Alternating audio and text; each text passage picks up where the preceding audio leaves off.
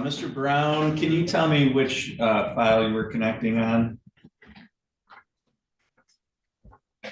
I was told I had a hearing this morning for Ms. Brink, but normally I don't have these, so I guess I'm not sure.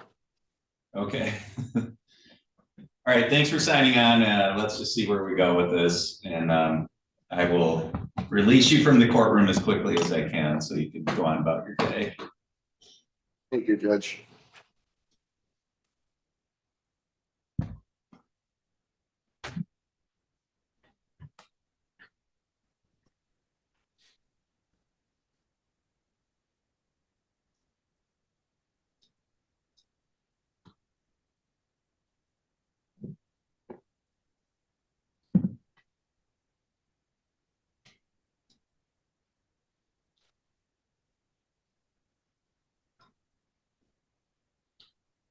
Okay, ma'am, there on the Samsung device, can you unmute and tell me your name, please?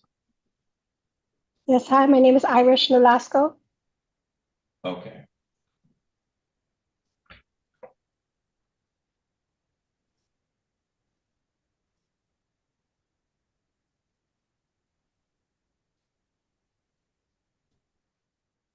All right, and then on the Motorola stylus, sir, can you tell me your name, please? Joshua Folz. Mr. Folz, okay. All right, Mr. Folz, I'm going to call your case in just a minute, so I'm going to put you on here, so if you can just remain connected, though. Okay, thank you.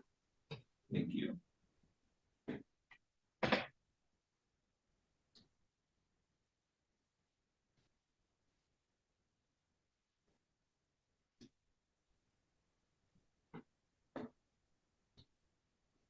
All right, we're going to go on the record.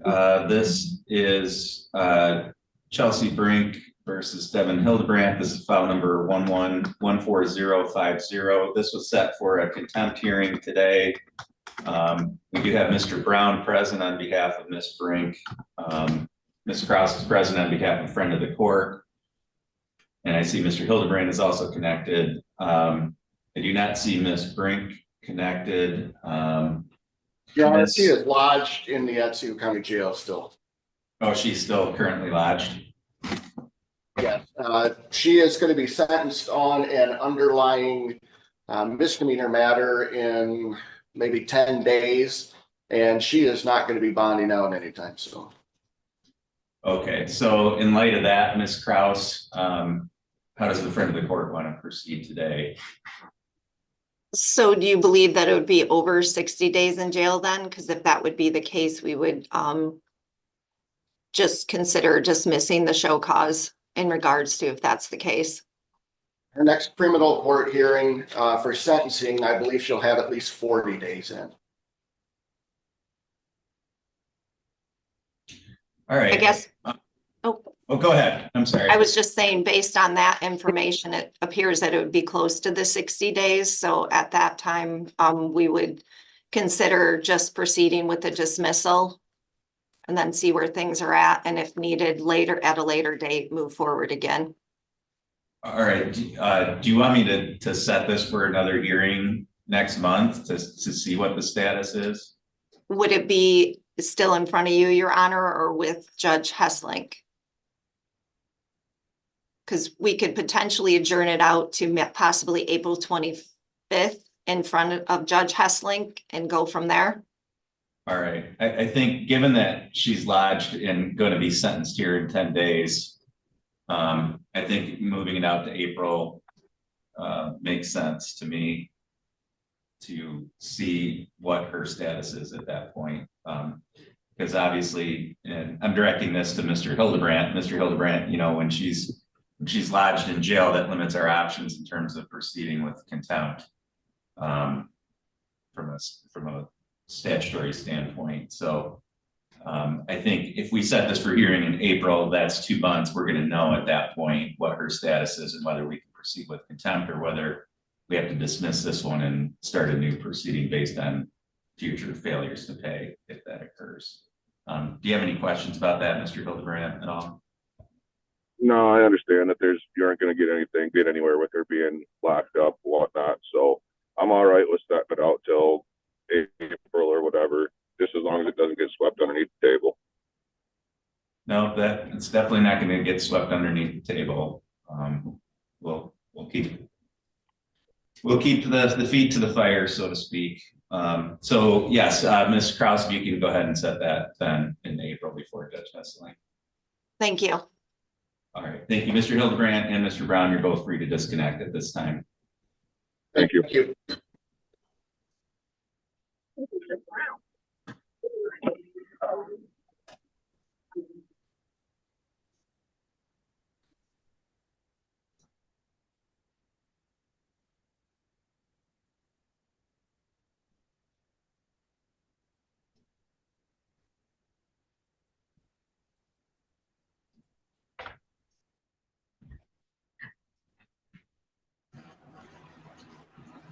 Okay, Mr. Desane, are you able to hear me okay? Yes, Your Honor. All right, we're on the record in Nasco versus Desane, file number 2018361. The record should reflect both parties are present today by Zoom. Ms. Kraus, can you give me a status of this file today? Yes, this hearing was adjourned from January 6th for the defendant to provide the friend of the court with his gross monthly income in writing to the friend of the court for a support recommendation and make his monthly support payment. Since the hearing, the defendant did drop off a letter, but did not indicate his current gross income. There's been no additional payments received since the last hearing. His obligation is $513. The balance on the account is $21,023.21. The specific payment that was pending at the last hearing did disperse to the case in the amount of $1,000. All right, thank you. Mr. Desane, what's your status here? So, Your Honor, I since just about 10 days ago, I received a letter from the friend of the court saying that my hearing was the hearing she was just talking about was terminated. So I didn't turn any information in because I have paperwork from the supervisor at the friend of the court saying that my hearing was terminated because of lack of information.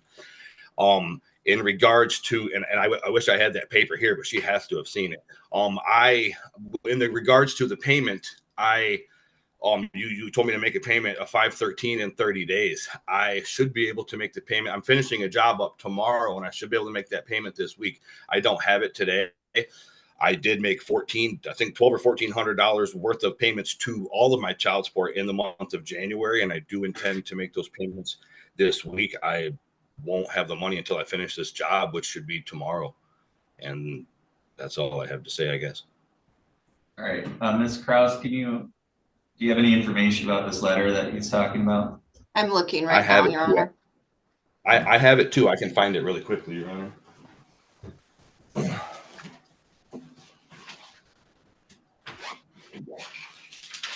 So it does look like an auto-generated.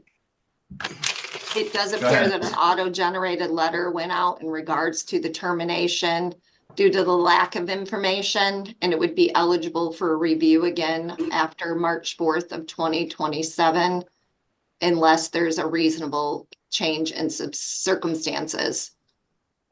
And it still outlines that he has the option to file a motion. All right, so that's just dealing with the review of the amount. Correct. Okay. All right. All right. So, Mr. Desane, if I give you a 7-day period here, if you're finishing up that job tomorrow to make that payment, can you do that? Absolutely, 100%, Your Honor. I know for sure. Yes. Okay.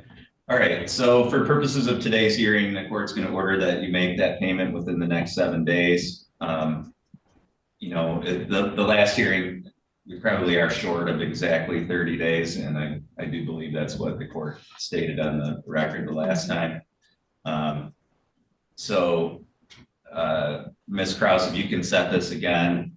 Well, Ms. Kraus, what I'd like to do, I guess, is monitor that payment, because I'd like to, if that payment isn't made, then I'd like to get this set for hearing.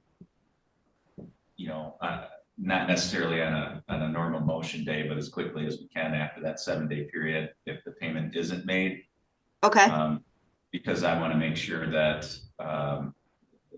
that it is made within that period of time. So, Ms. Krause, if you can, in the order for today's hearing, I'd like it to indicate that Mr. Desane needs to make that payment within the next 7 days, or be subject to further contempt proceedings. And then Ms. Krause, if you can, just put a marker on that, or in some way notify the court if that payment isn't made in 7 days, so that I can ask Jennifer to schedule a hearing sooner than March. okay. And then for clarification, what was the amount? Just his support obligation, nothing towards the arrears? Right. Whatever I ordered last time, I think Mr. Desane was like 515. Yeah. Thank you. Okay. All right. So, Your Honor, yeah, go ahead. So I was confused that I got that termination paper because I thought that I was under order to turn that information into you within 30 days or have it. So I wasn't really sure what happened. Maybe I should have went through with it anyway, but I just thought I lost my chance for whatever. Is this termination? Do I have to file another motion? Was that closed wrongfully, or how do I go further with that? Or do I not? Ms. Krause? So the review was requested by yourself, indicated in that termination review. In order to move forward with that, you have the option to file a motion versus indicating the request review, because you initiated it and the information wasn't requested or wasn't received. Okay, thank you. All right. Ms. Nasco, did you have any questions at all? So right now, pretty much is that we're doing another review and we're giving him a week, 7 days, business days to get that $513 for that. And then what happened if anything, like if he does half of it again, like what he did before? Then the court's going to schedule a contempt hearing, and we'll go forward with contempt. Okay, and I will receive information about that. Yes. In the mail? Okay. Yes. No. Okay. All right. Thank you. All parties in this case are free to disconnect at this time. Thank you, Your Thank Honor. you, Your Honor.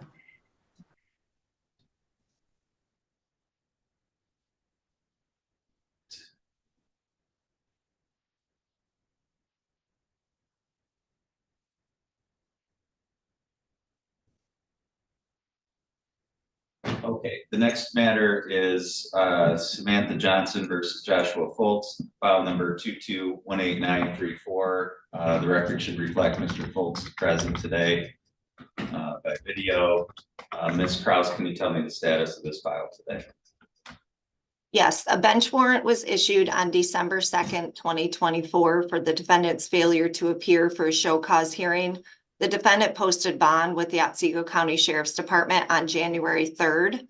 The defendant's support obligation is $359 and the balance of $2,759.15. The friend of the court is not seeking contempt at this time, but would request the bond to be released to the friend of the court so it can be applied towards the defendant's support account. Okay, all right. That sounds reasonable. Do you have any questions about that, Mr. Folz? I mean, yeah, not for you, Your Honor. It's more for Shasta. In my paychecks and my pay stubs, I pay $102 a week. So if I'm only paying what was it again? $359. Why is $416 getting taken? A portion of it is going towards your arrears balance. If you give me just a minute, I can look to see as to the amount. Okay.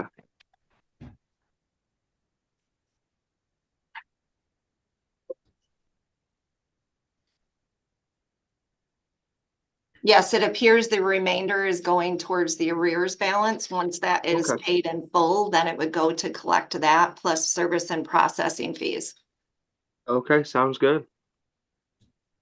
Okay, so Ms. Krause, the court will order that the bond be forfeited to the account, and anything else we need to address on this file today? No, we would just dismiss the show cause proceedings because there is an active income withholding. Okay. All right, thank you. Mr. Folz, you're free to disconnect at this time. Thank you, sir.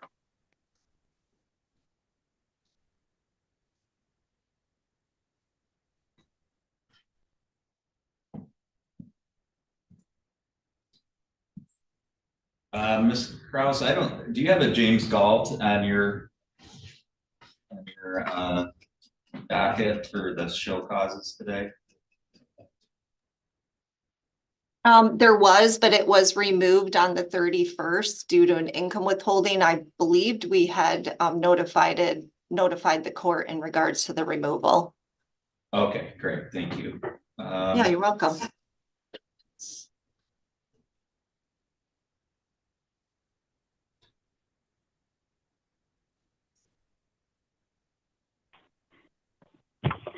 On the phone with the last four digits, 1622, can you tell me your name, please?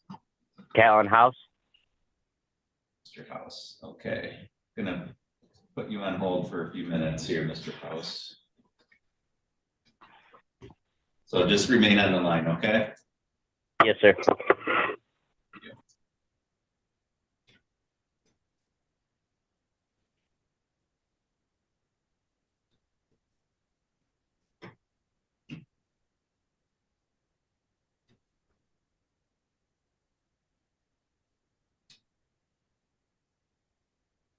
I'm gonna check with Jennifer, Ms. Kraus. Mr. Butts was on the show cause list for today, and he was arrested yesterday on a bench warrant on some separate matters. So I know he's lodged right now in Otsego County Jail. So I think we're gonna try and get him on the camera this morning from there. Thank you. We've got somebody connecting on a Motorola device. Can you unmute and tell me your name, please?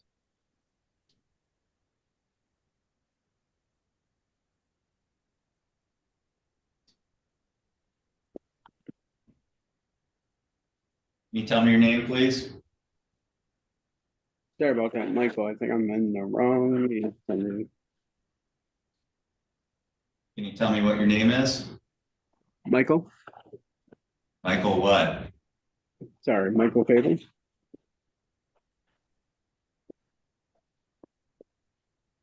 Can you say the last name again?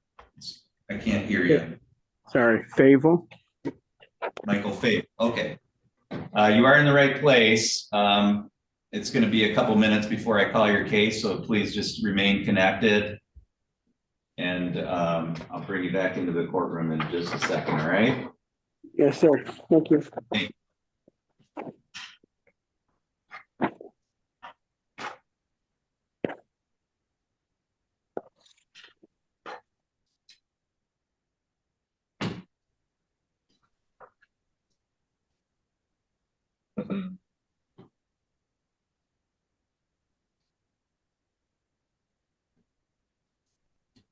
Ma'am, can you tell me your name, please?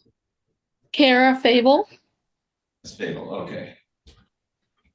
I'm just gonna put you on hold for just a minute, so please remain connected, all right? Okay.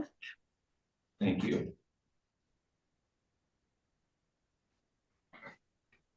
All right, just moving on with the show cause docket, Lapin versus Johnston, file number 07-12201. Neither party has connected on that file.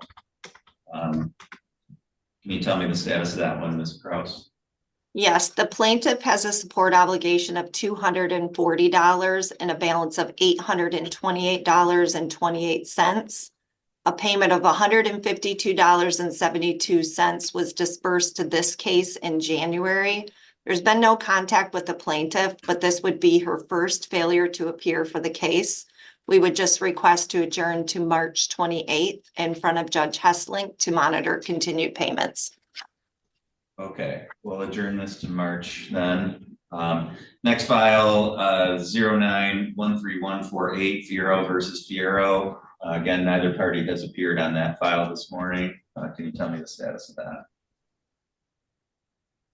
Yes, this hearing was adjourned from January 3rd The defendant was found in contempt of the court and shall be committed to 30 days in the Otsego County Jail. The commitment to jail was held in abeyance. The defendant was allowed to purge the commitment by making a $1,000 payment within 30 days. There's been no payment received. I did check this morning. His obligation is $637 and the balance is $14,028.30. Due to his failure to appear, we would request an arrest warrant with a commitment to jail for 30 days and would ask for the defendant to still have the ability to purge with that $1,000 payment. Okay, so based on his failure to appear, the court will request that we issue a bench warrant for his arrest. It should specify that once the defendant is apprehended, that needs to be lodged to serve the 30 days. But I agree with the purge. If he can make that payment, then he would be released upon making that payment. Thank you. Next one is McHugh versus Robbins, file number 1817304.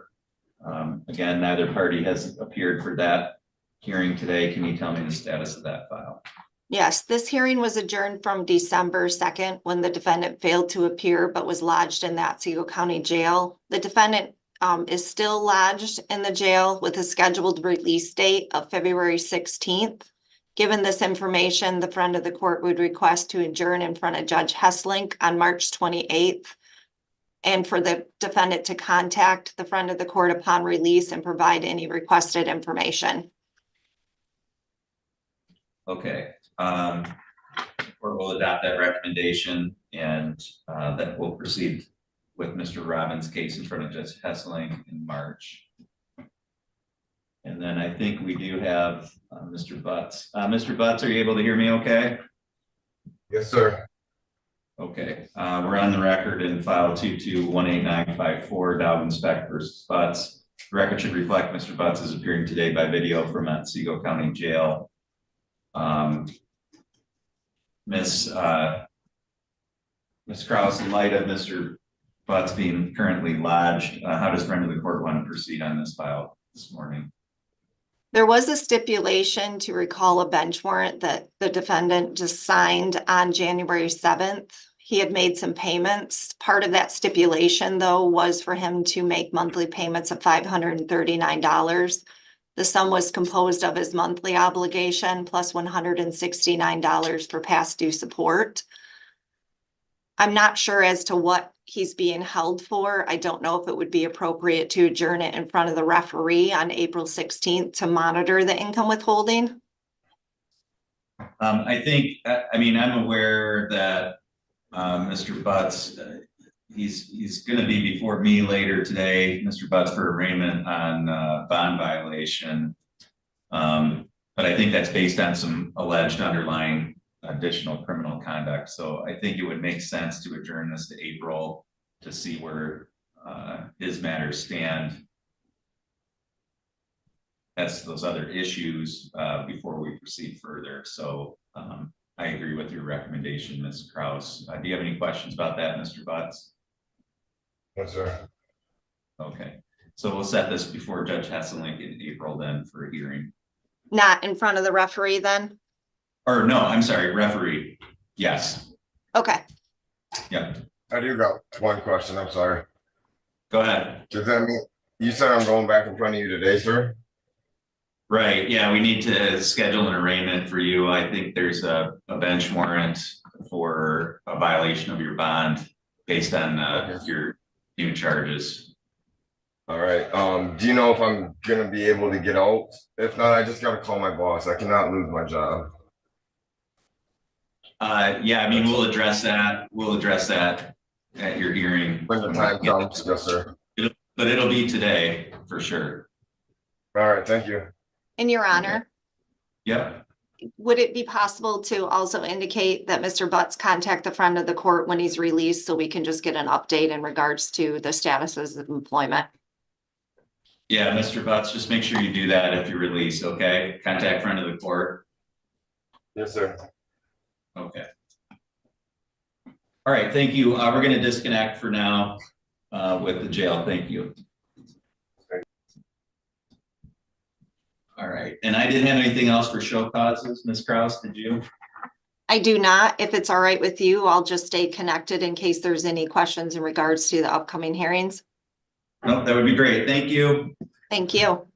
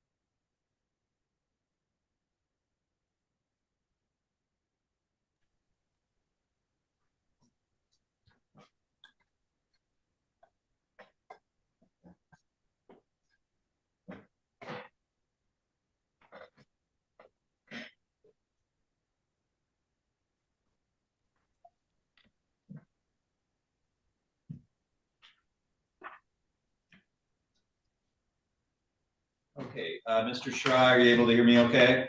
I am, thank you. Were you anticipating your client joining in today? I don't think so. Okay. All right, and we have Mr. Locker connected, so we'll go on the record in Derenzi versus Locker. This is file number 2419843. The record should reflect that Mr. Shaw is connected on behalf of the plaintiff and Mr. Locker is here on behalf of himself. This is set for a status conference today. Mr. Shaw, can you tell me where things are at with this file from plaintiff's perspective? From plaintiff's perspective, there hasn't been any real major changes that I think would affect the order that was stipulated to some months back. It's my understanding that Mr. Locker either was or continues to be in an inpatient rehab that started in early January. And the other development is that I think there's been at least one or perhaps two CPS investigations that have commenced in regards to his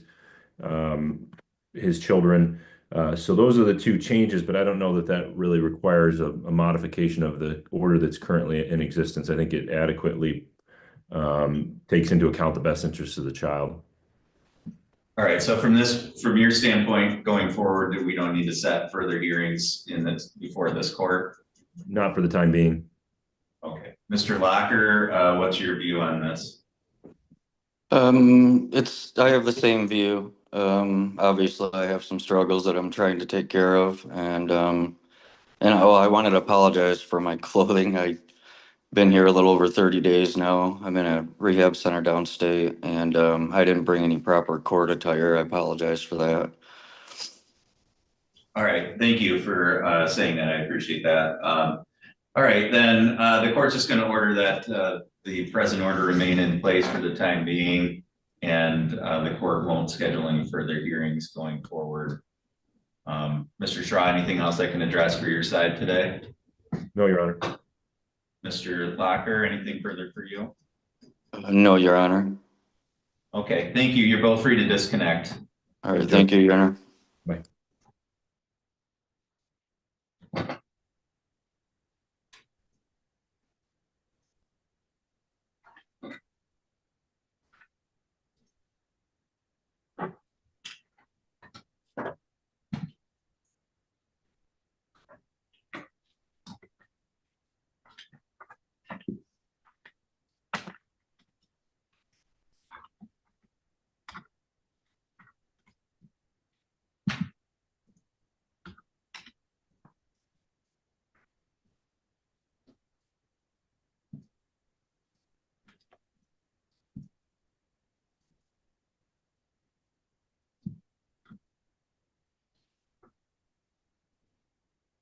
Okay, Mr. Fable, if you can unmute, please. Thank you. And we'll go on the record. This is Fable versus Fable. This is case number 2419899. The record should reflect both parties are connected today by Zoom. So this is set for a pretrial hearing this morning regarding the divorce in this case. At these types of hearings, the court's trying to determine from the two of you whether you've been able to agree on how to divide up the property and assets and debts of the marriage, or whether there are issues in dispute that need to be resolved by the court.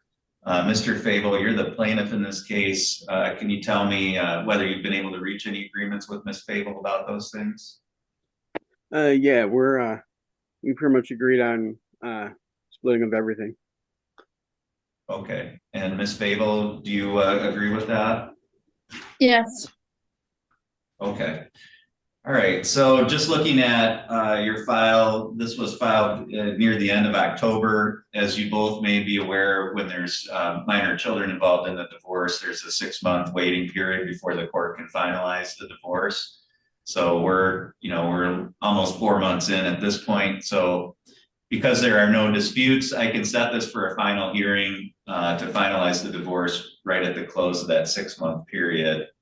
The only other thing that you both need to do prior to that final hearing, it looks like there's been agreements on custody and support of the children.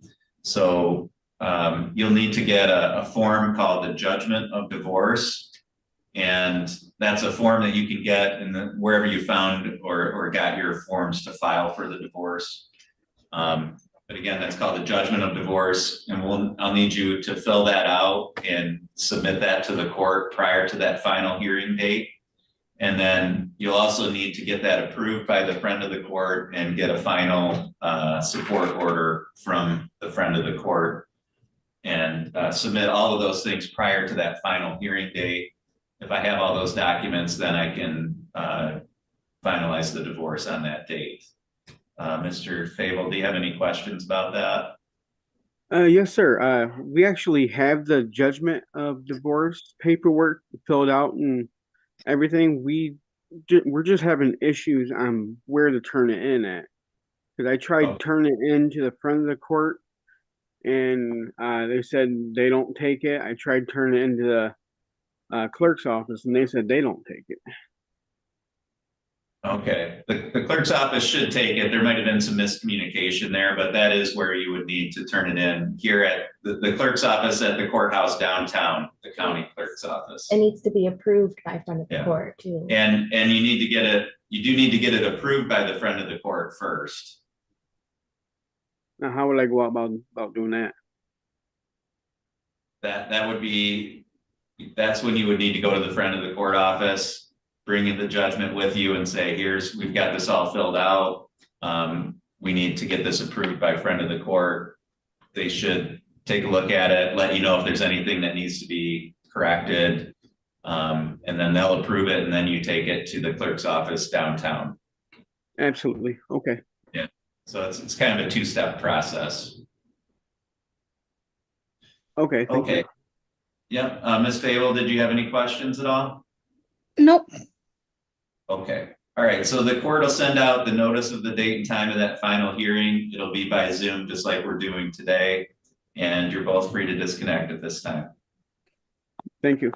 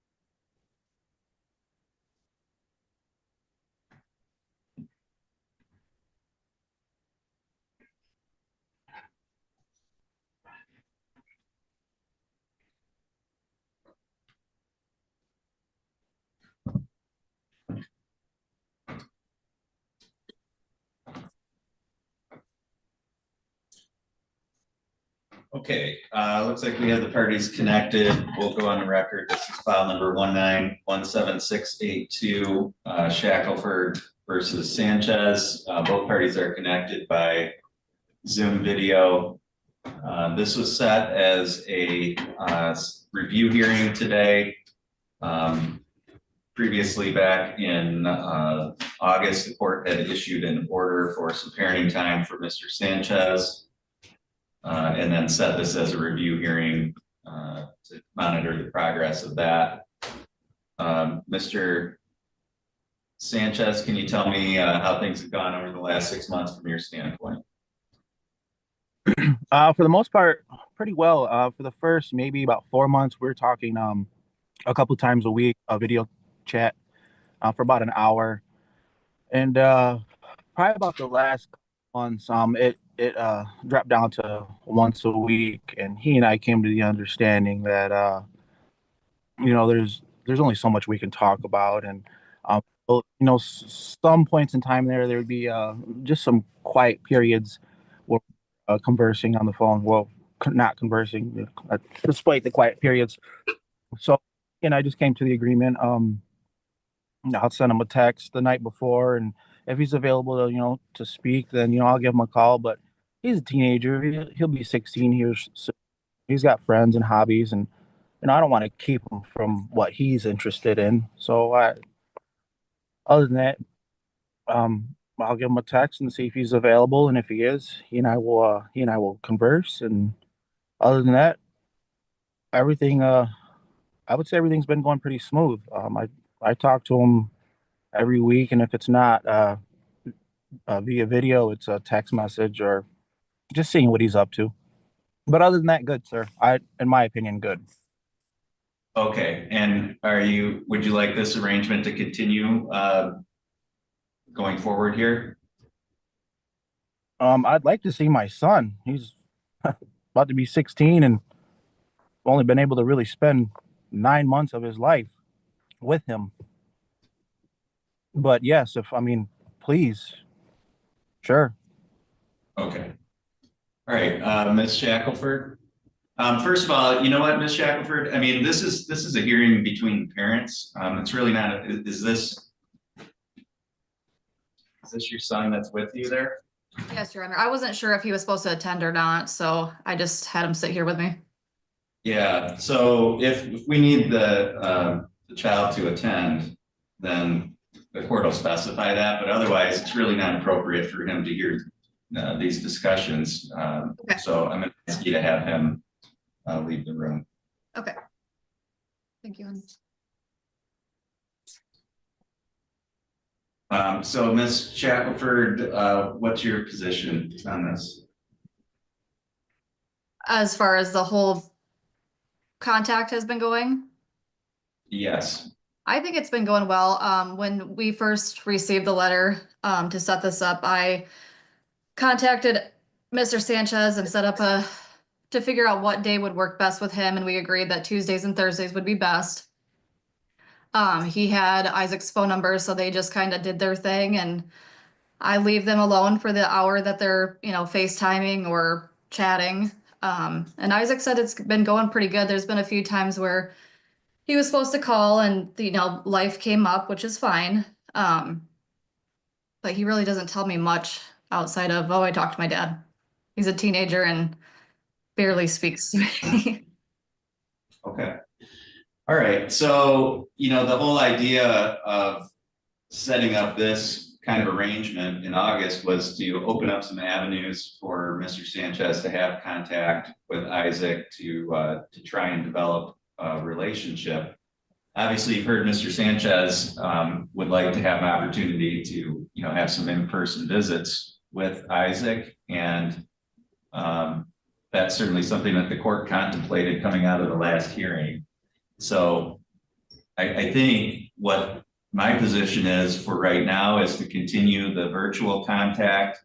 My view is I would set this for a hearing probably in April, with the idea of addressing Mr. Sanchez's request for some in-person contact, which I would anticipate could take place over the summer once school's out, where it's not going to interfere with Isaac's school schedule.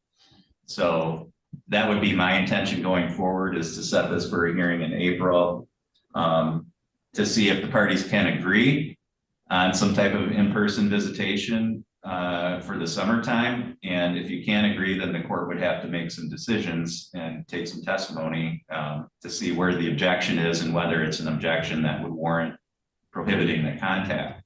So, Mr. Sanchez, do you have any objection to proceeding that way?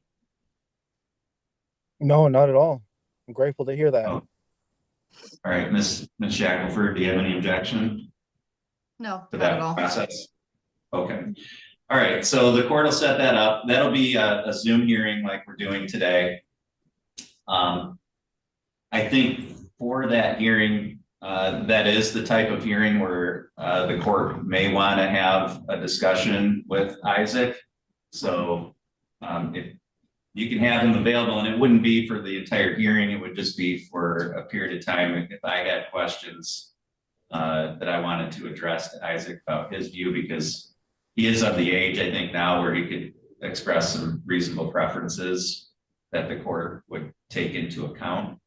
But it wouldn't be for the entire hearing. I wouldn't want him, again, like with today, having to be present for the entire part of it, because there's certain aspects of that I don't think would be appropriate. But I may want to have a discussion with him about how he wants to do things.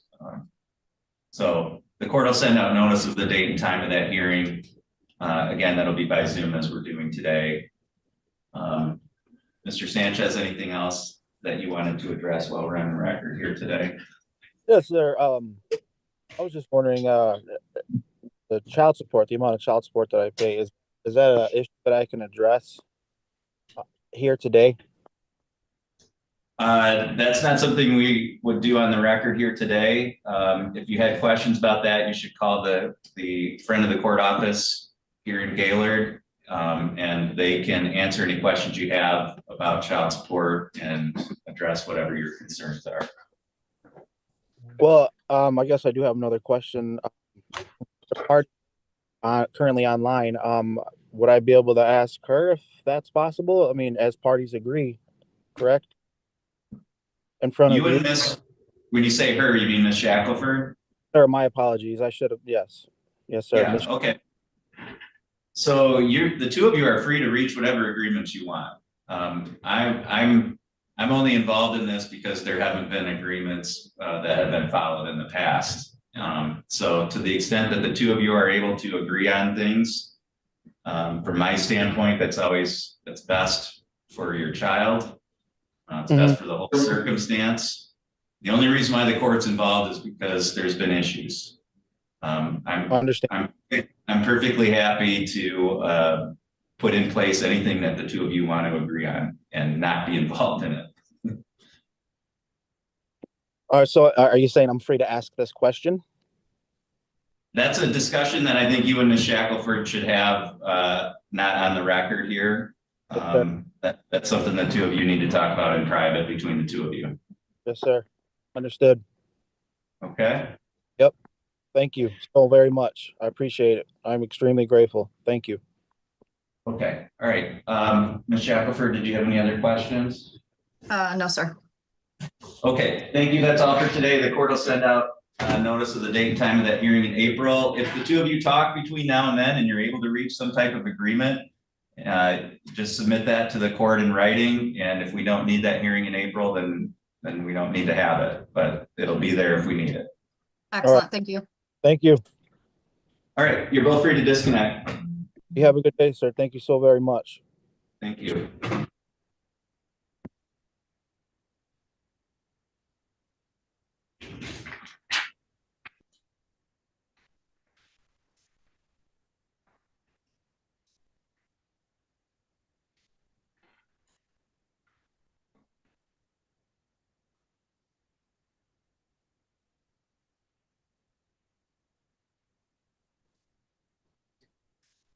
On the phone with the last four digits, 1573. Can you tell me your name, please? Alana. Alana. Okay, 1 second. Alana Lapointe, sorry. All right. And then the other individual on the phone, last four digits, 9185. Can you tell me your name, please? Gregory Wayne Hammonds. Mr. Hammonds. Okay. All right. So we'll go on the record. This is Hammonds versus Lapointe, case number 2419930. The record should reflect that both parties are connected by phone here through Zoom today. This is set for a pretrial hearing in this divorce matter. The first thing I need to do, both of you, but in particular, Ms. Lapointe, I just need to disclose, and you probably are maybe aware, Mr. Hammond's sister, Jennifer, is my assistant. Did you know that? Yes, I did. Ms. Lapointe, are you there? Yes, I'm here.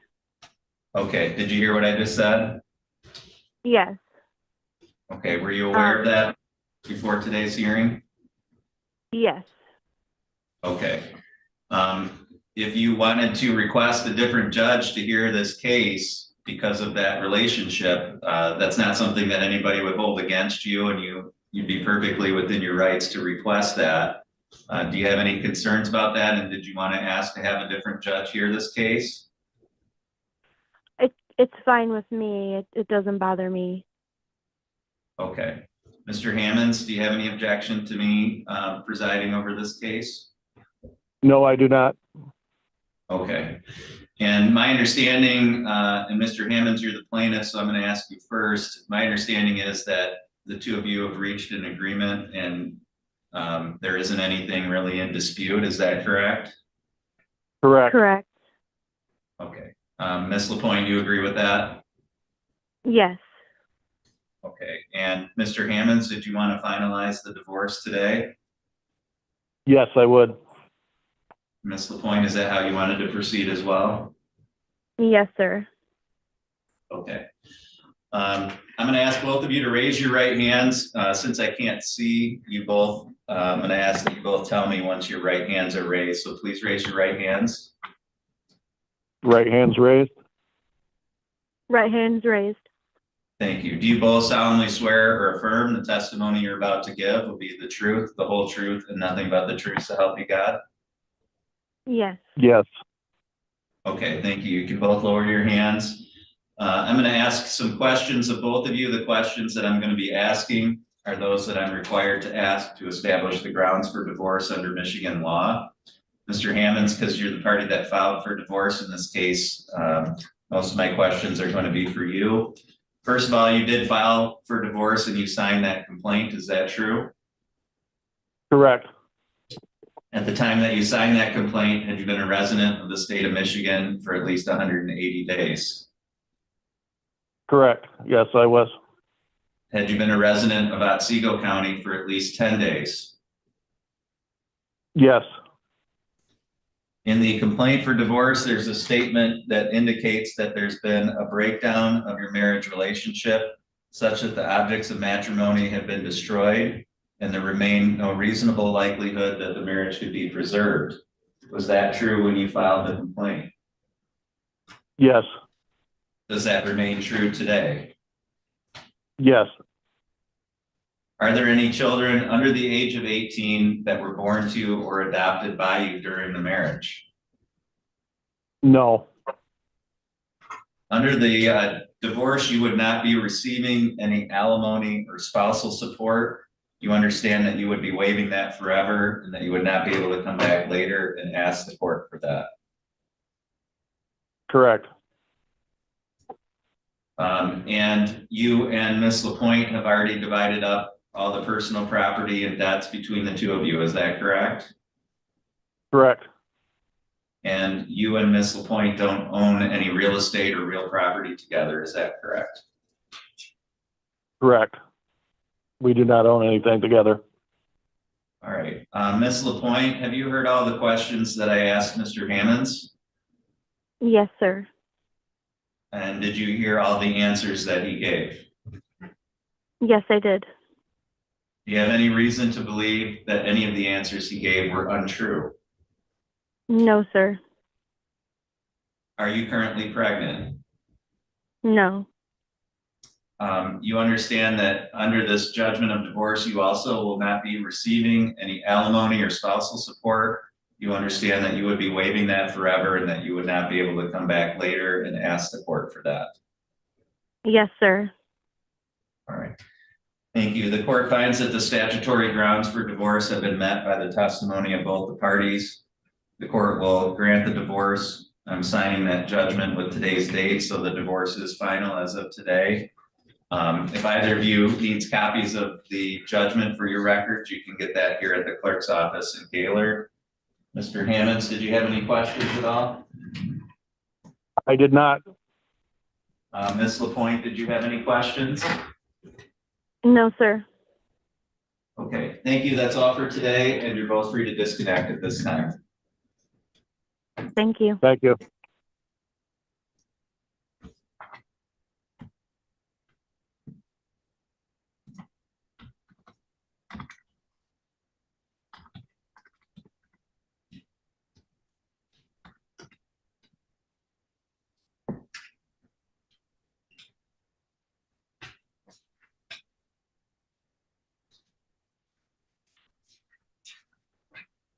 Okay, sir, are you Michael Hoggard?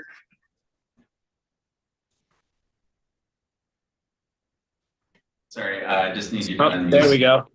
Yes, okay. Yes, sir. Okay, thank you. We're on the record in Hoggard versus Hoggard. This is case number 2419902. Mr. Hoggard's present today by Zoom video. Have you had any contact with Ms. Hoggard? I don't see her joining in the hearing today. No, not. We were texting yesterday, but I haven't had any like verbal contact with her. No. Okay. This is set as a pretrial hearing today. I know that it looks like you've already reached some agreements regarding custody and so forth. The purpose of today was to determine whether or not you've been able to agree on how to divide up assets and debts of the marriage.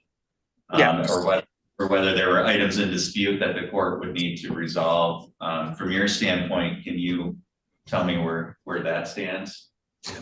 We are pretty well set on that. We already have separated everything and we're divorcing, but we're still, cordial and with each other, and she's pretty much got what she wants and I've got what I want. So we're pretty well set. Okay. All right. So as you may be aware, there's a 6-month waiting period when there's a minor child involved in a divorce. And just looking at the date, it looks like this was filed early November. So what I can do then, if there's nothing really in dispute, is set this for a final hearing right at the expiration of that 6-month period. Okay. And the court will send out notice of the date and time of that hearing to both of you. It'll be by Zoom, just like we're doing today. There's 2 things that you're going to need to submit to the court prior to that date. Number 1 is a form called a judgment of divorce. You can find that form online or where you got your other forms for the divorce. And then there's a final order for child support, which you'll need to get from the friend of the court office. And they'll have to review that form along with the judgment of divorce. Once you have all of that taken care of, you can submit both of those documents to the clerk's office here in Gaylord downtown. And then all of that needs to be done, like I said, prior to that final hearing date, and then we can finalize the divorce on that date. Okay. Did you have any questions about that at all? No, it was called what? What form was it called? Judgment of divorce. Judgment of divorce. Okay. That's the final thing that the court needs to sign to finalize things, along with that support order from the friend of the court as well. Okay. And I know it looks like from the file that you guys have exempted from friend of the court services, but they'll still need to review that judgment. Okay. To the court. Okay. All right. Any other questions? No, sir. Okay. Thank you. Again, the court will mail out notice of the date and time of that final hearing, and you're free to disconnect. All right. Thank you, sir. Have a great day. Thank you.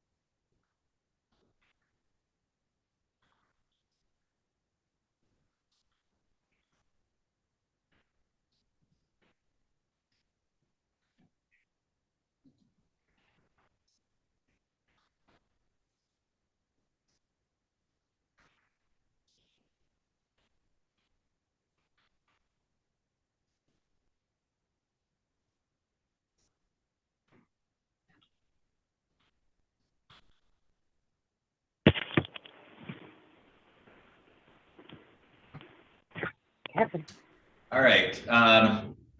Let's see. Mr. House, are you there? Can you hear me? Yes, sir.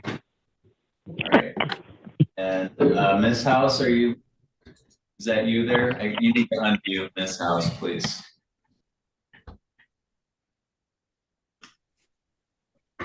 Are you able to hear me? Yes, I am, Your Honor.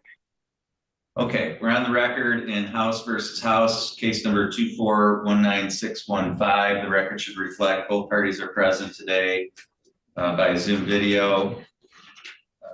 This is this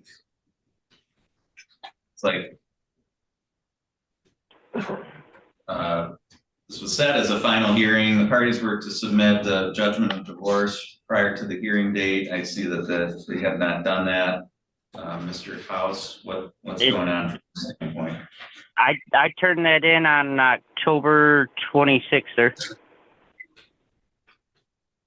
Where did you turn it in at? Front of the court. Shasta was not in that day, and I was told it would be given to her when she returned on, I believe, the 28th or 29th, they told me.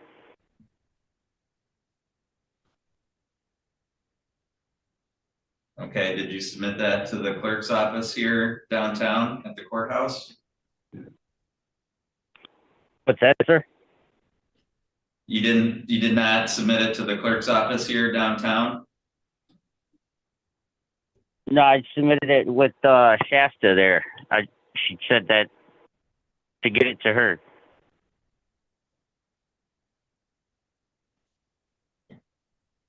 All right, Ms. Krause, are you there?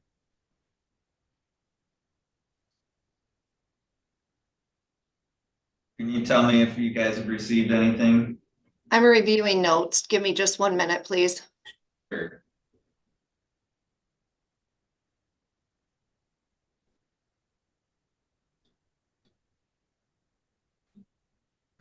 So it appears I attempted to contact him in December in regards to that, but I don't have any information from that. I touched base at that time when I was back in the office, and no one at our office indicated that paperwork was submitted.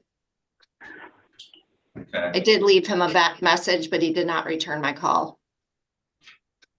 Okay. All right, well, Mr. House and Miss House, we're right where we've been, it looks like, since last October. You guys need to get your documents in order and get them to the court.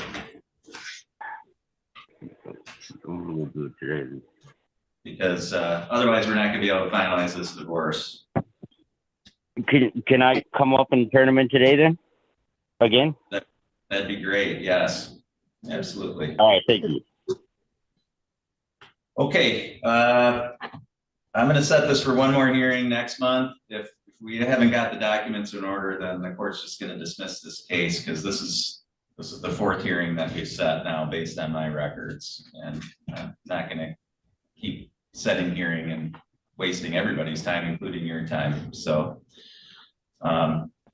the court will send out notice of the date and time of that last hearing in about 30 days. Parties are free to disconnect on this file today.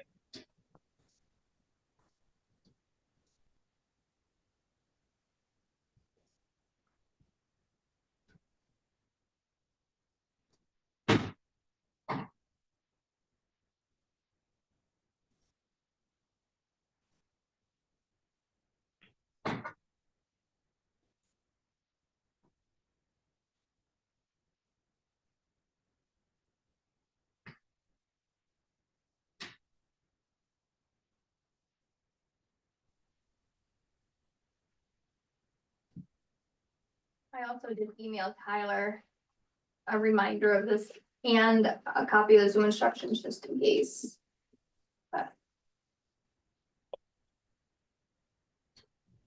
Okay, Mr. Roller, are you able to hear me okay? I can. Thank you, Your Honor. Good morning. Morning. We're on the record now in case number 2419900. Looks like this is a paternity matter.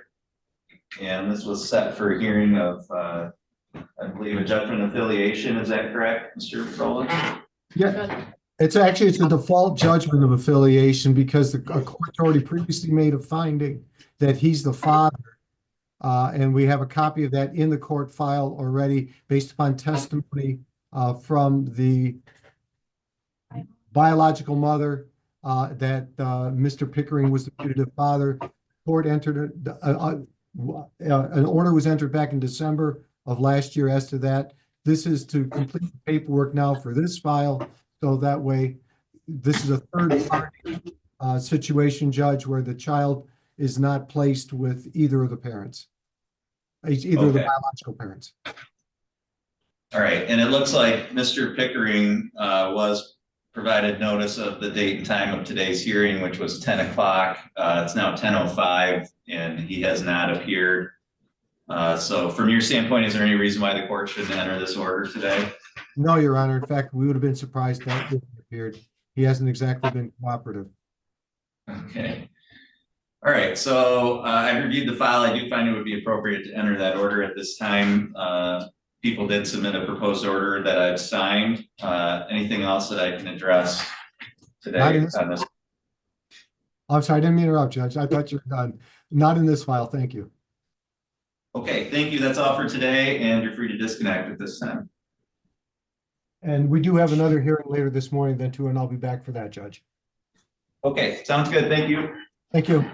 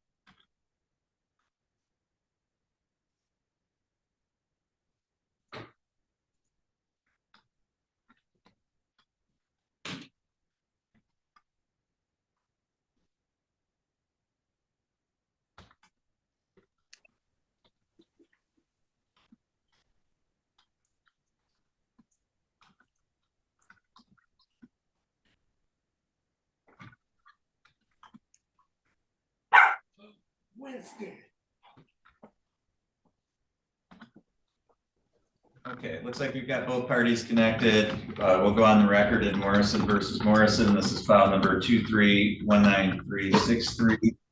Both parties are present by Zoom video here today. This is set for a status conference today. Just going through the file, it looks like we finally do have the paternity issue resolved. It looks like the parties have a hearing in about 2 weeks before the referee on the custody and parenting time issue. So the only other part to this that I need to address with the two of you is the division of assets and debts of the marriage. I know this has been pending a long time, so I don't know if that's something that the two of you, if everything's been divided and it's just a matter of getting the custody kind of part of this taken care of. Ms. Morrison, as a plaintiff, can you speak to that part of it for me? Yes, Your Honor. Jesse and I have spoken previously about the division of things. I know that I have personally quite a lot of debt from the things that we have accumulated together as a married couple a few years ago. And he has ownership of everything that I am in debt for. So we had previously discussed like monthly payments so that I can clear that debt finally, so that I can up my my credit score finally. And the last time I guess I received payment for that was last year, early summer, when I also received child support. So that's actually something that I would need to either discuss with him again. I just don't want to I don't want this to be finalized and then be stuck with all of the debt myself, especially if I'm not in ownership of everything that I'm in debt for. Okay, all right, Mr. Morrison. Yeah, I had said I would help pay on some of the things that we got. We did just divide our personal assets, and I'd like to continue making monthly payments. Although it's been a hard year. We've moved into a new place and rent's expensive, and my business took a hit this winter, so I'm behind on every front on that one. But like that's what we had agreed to make payments outside of this. Okay. All right. I guess what I'd like to propose is maybe setting up something with the mediation service that could help the two of you negotiate something in writing that we could get put down on paper that the court could enter as part of the judgment of divorce to get this finalized. Ms. Morrison, do you have any objection to engaging in that process? No, Your Honor. Mr. Morrison, any objection to that? No, sir. Okay. All right, so the court's going to refer this to the community mediation. It's a very easy, convenient process. They do it by Zoom, so you can do it remotely, just like we're doing this here. And they'll try to help facilitate an agreement between the two of you and get that into writing that we could use as part of a judgment of divorce. So they'll be in contact with you to get dates that work for the both of you to meet on that. Once that process is done, we'll have another hearing here. Hopefully by that time, the custody part of the parenting time part of this will be resolved and we can finalize the divorce. So the court will send out notice of the date and time of that next hearing. And again, the mediation service will be in touch with both of you on that. Ms. Morrison, any questions about that? No, Your Honor, I appreciate your help. Thank you. Mr. Morrison, any questions? No, Your Honor. Okay. All right, thank you. That's all for today, and you're both free to disconnect at this time. Thank you.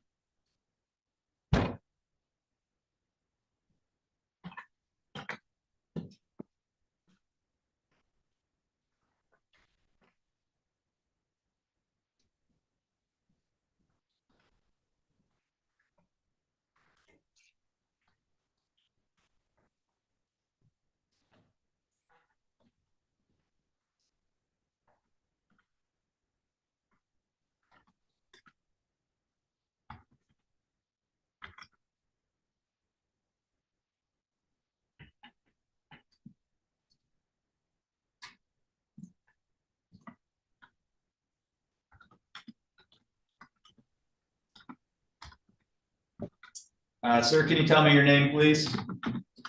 Aaron Joseph Kinney. Okay. We're a little bit ahead for your hearing, so that's set for 10:30. So I will bring you back in at that time. If you can just remain connected, I'm going to put you back in the waiting room. Okay. No problem. Thank you, Your Honor. Thank you.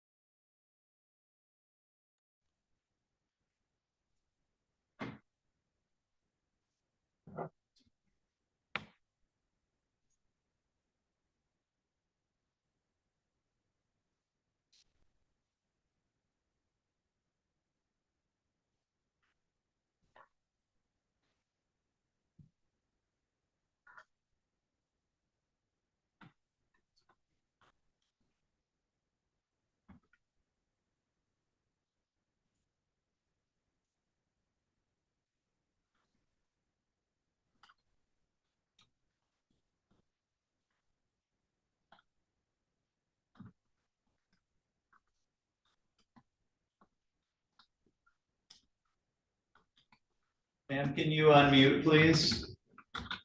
Yes. Hi. Hi, can you tell me your name? Good morning, Jennifer Lewis. Okay.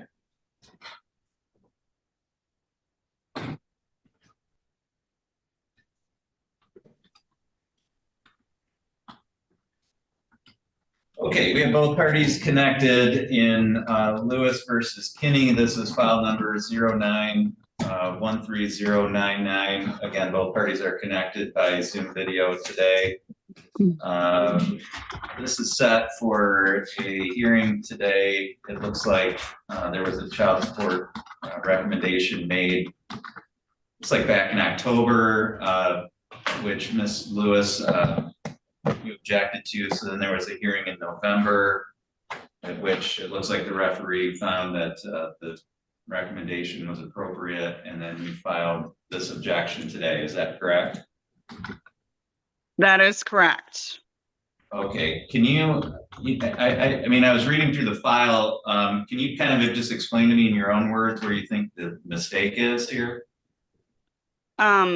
So at the first hearing, we were advised, because it's always been 50-50, there's never been a child support order because our incomes are nearly the same.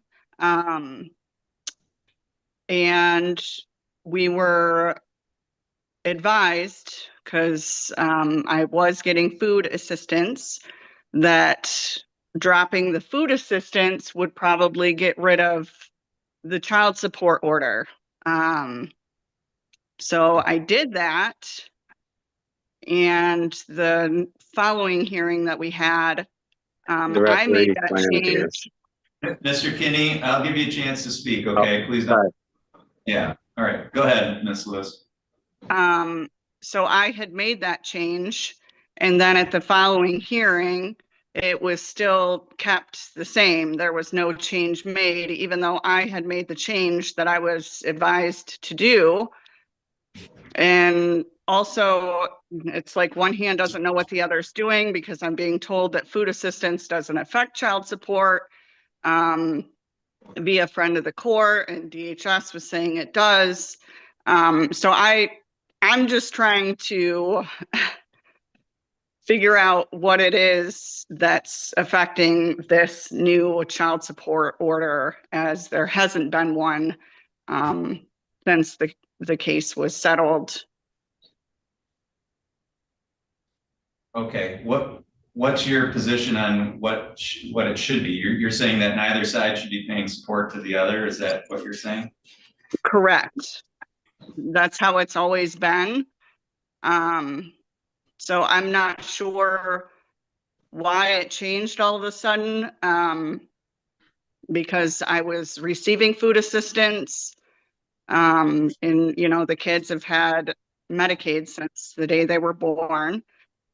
And then all of a sudden this had come up that, you know, there was child support owed, but we had already settled in court that it was 50-50, anything outstanding. And, you know, I had food assistance at that point as well when that was settled.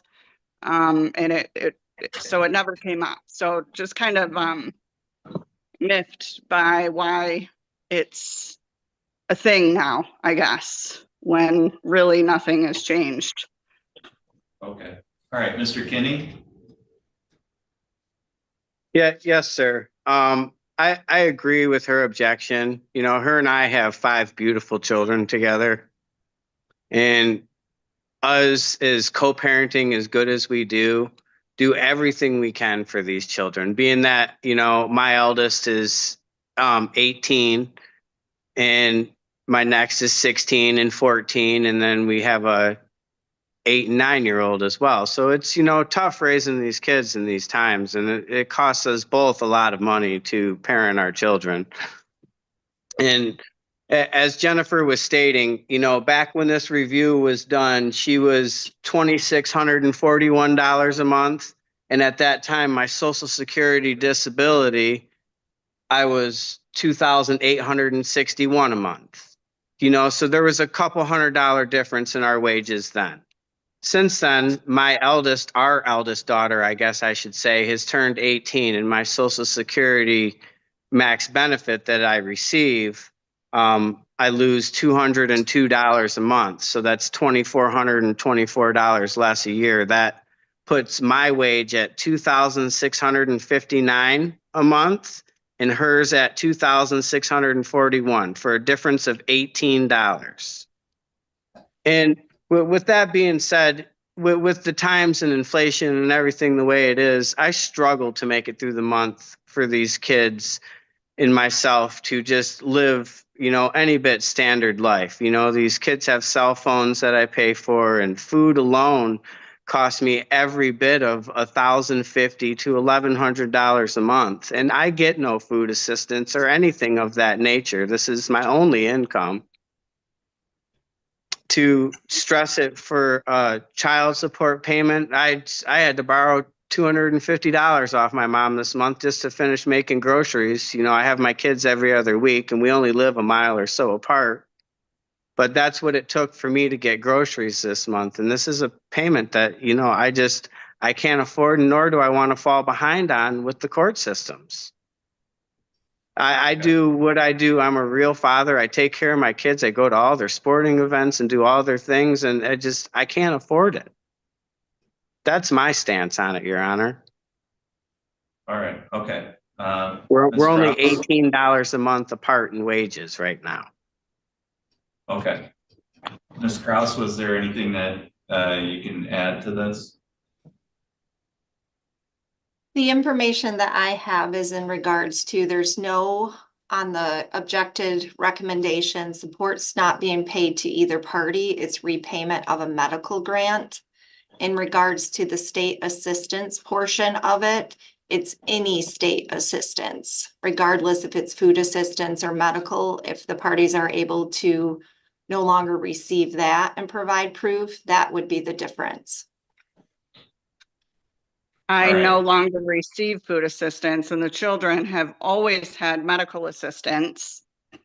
So that's what I was saying. For 18 years. I made that change as far as the food assistance, because that was recommended that, of the issue. But the kids have had Medicaid since birth. Your Honor, in regards to the referee's first objection, it was indicated at that hearing that the support calculation that was done in 2021 did not input the dependent credit appropriately. The new one did input that. So unfortunately in 2021, it should have been a repayment of the medical grant, but that error was corrected and fixed. And that's where the difference is she's correct. Prior it wasn't. But the dependent credit was not inputted correctly in the support calculation in 2021. All right. Is there anything we can do on the front of the court end to resolve this for these guys? I mean, if the parties are to no longer receive any state assistance, that would resolve letting them to deviate to zero. But until that the Medicaid is no more, then unfortunately, unless the court directs us that it's unjust to do that, we wouldn't be able to change what the recommendation indicates because it's repayment of the medical reimbursement only. Okay, I understand. All right. Yeah. I have a question, Your Honor. Sure. Being that Jennifer and I's monthly wages are only $18 apart. So would I feel if there was any money is awarded, that is something her and I should split. It shouldn't be put on just me or put on just her. I would believe that any medical repayment should be split between both parties. We are only $18 apart a month.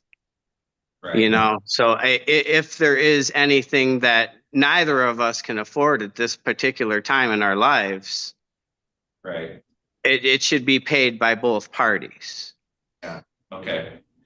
All right. And that would also award with some new laws that her and I can still split our children on our taxes. We go 3 and 2 and 3 and 2 opposite years. But if one person is paying, then that means I'm the only one that can claim all 5 of our children. And that to me, Your Honor, I don't think is fair. Okay. All right, so I understand the problem. I think there's a statutory exemption where I can address this for the two of you.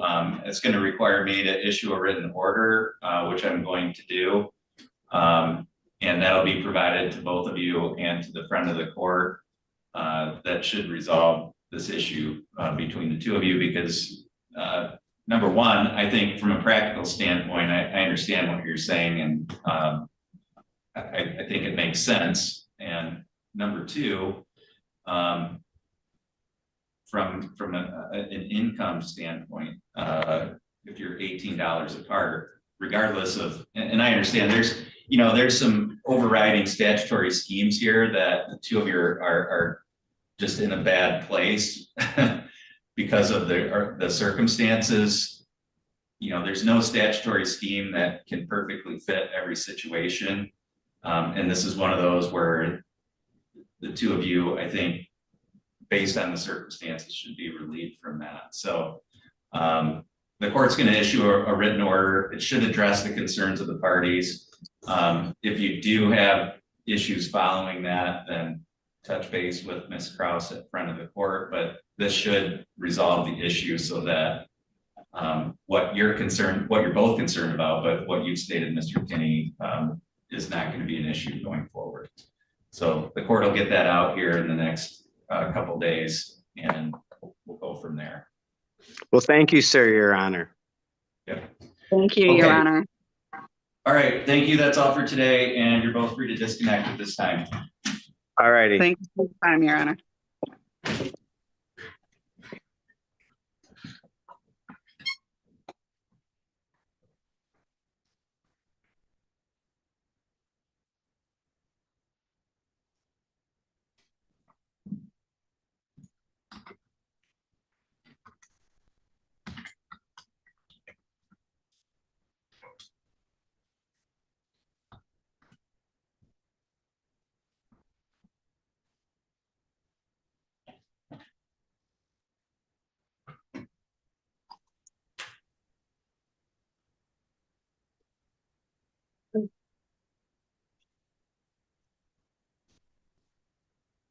Okay, ma'am, are you Hannah Peters? I am. Okay.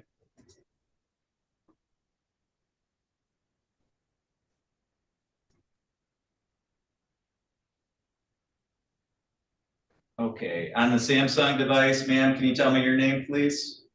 Hannah Peters. I'm sorry. Ms. Peters, I already have you connected. I need the other individual. Aubrey Haskell. Ms. Peters, please. I've got you, okay. Ma'am, the Samsung SM5911U device, can you tell me your name, please? Aubrey Haskell. Ms. Haskell. Okay, great. Ms. Haskell, you're up next, so I'm just going to put you back in the waiting room for just a minute. Thank you. Thank you.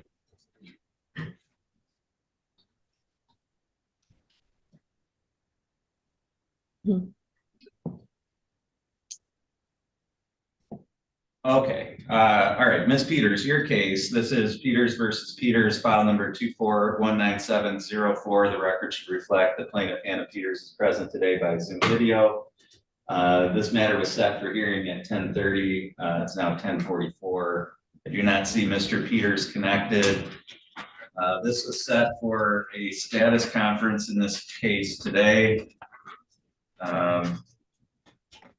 Ms. Peters, I think the last time we had a hearing, the court set this today as a possible final hearing to finalize the divorce.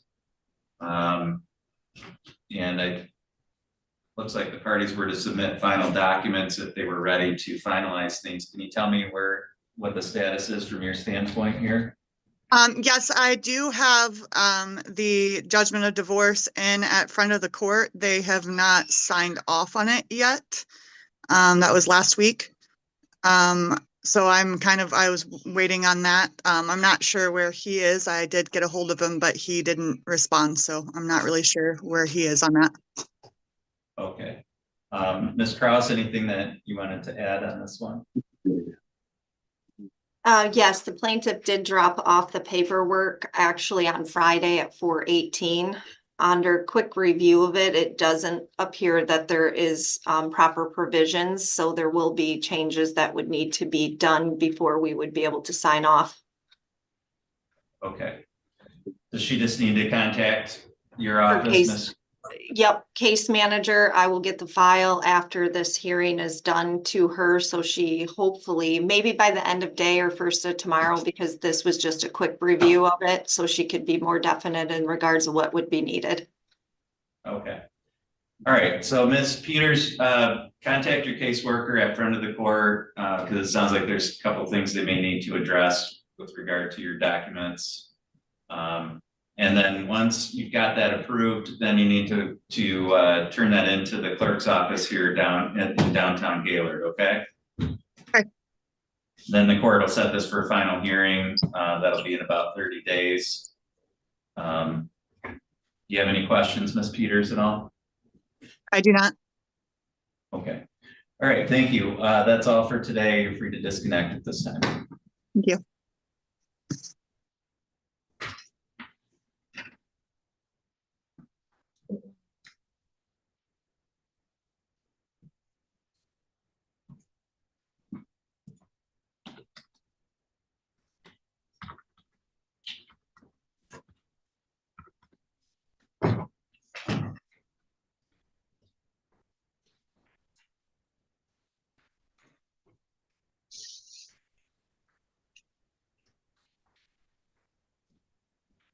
Okay, we'll go on the record in Haskell versus Haskell. This is case number 22-18880. If I could have a couple of counsel put your appearances on. Zach Backlund on behalf of the plaintiff in this matter, Aubrey Haskell, who's on the Zoom with us, Your Honor. Good morning, Judge Elliott Blumberg on behalf of David Haskell, who's appearing via Zoom from my office. Thank you. Mr. Backlund, this is set for a status conference today. Can you tell me where things are at with this file, please? Yes, Your Honor. You may recall we litigated this quite some time ago in regard to agreements that the parties had created prior to filing for divorce. The court found those to be valid agreements. Mr. Blumberg and I recognized within those agreements there's a lot of gray area and things that would probably best be polished up a bit for the parties to avoid further litigation on those previous agreements. I have over a dozen iterations of a proposed judgment, and I can resend to Mr. Blumberg. We've tried to reconcile the things within the agreements to make it black and white instead of gray. And we haven't been successful yet. My hope is that we could be, but we haven't as of this time, and I think the attorneys and the parties are ready to wrap this one up as we can. We'd like to get these people divorced. All right. What are you asking the court to do today in terms of scheduling? That's a great question, Your Honor. I suppose a deadline to either provide a proposed judgment or set a matter for hearing on the issues that we haven't been decided. So perhaps what you may need from us is a brief of the issues that are still up in the air, so to speak. That way the court can understand where we're at, and maybe if the attorneys were to schedule a conference call with Your Honor, you could provide maybe some guidance on where the court is at with the issues and where the court might be leaning one way or the other as an effective mechanism to potentially push this toward a resolution without further hearings. Okay, Mr. Blumberg? Well, counsel is certainly correct that there are some issues still that need to be resolved. The court did make some findings on an earlier hearing based on the agreement that was drafted by the parties themselves. The gray areas that counsel has referenced is a result of two non-lawyers drafting an agreement that is at least vague and ambiguous. So, and again, counsel and I think, have worked fairly diligently at trying to resolve those differences. We each have different views on them. I know that there still are outstanding issues. I think that if we present those to you by way of a conference call, we can probably have a schedule made up for a hearing to determine, what is meant by the vagaries of the agreement. Certainly spousal support was addressed at an earlier hearing. You made a finding that it was modifiable. We believe there has been a significant change in circumstance. I've just finished drafting a motion to bring that before the court. You gave us the opportunity to do that. Again, council and I have been working well together trying to get these things resolved. So maybe sometime when you have a few minutes, the three of us can talk over the phone about the best way to proceed and what your view would be on those issues. Okay.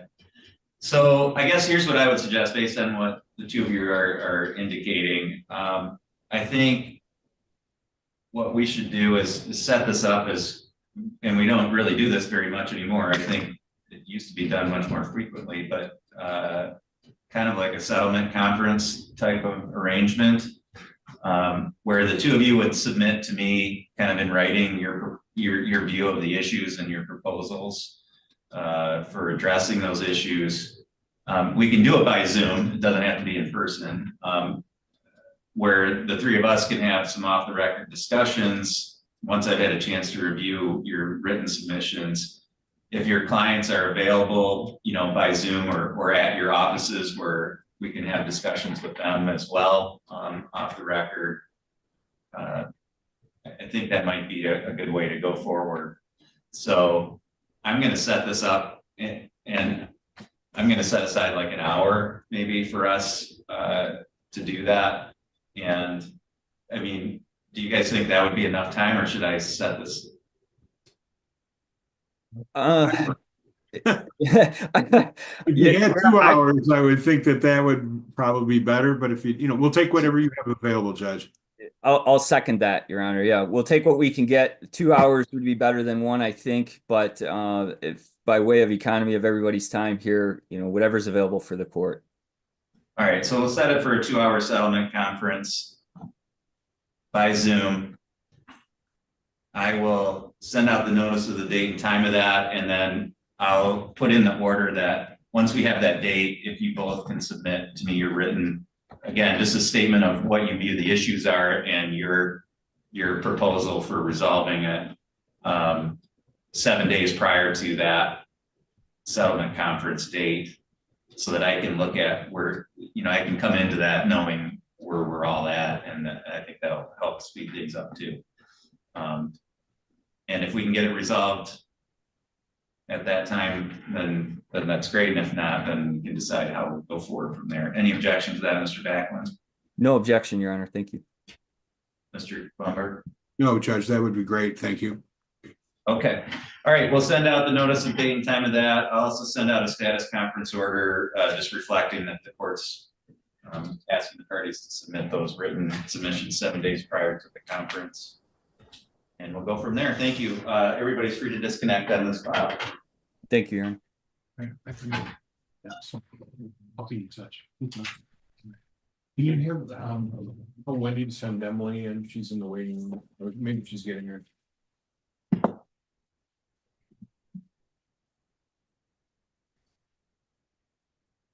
And Mr. Blumberg, you have your client for the other 1045 coming in? Yep, she's walking right in right now. Okay. She's here.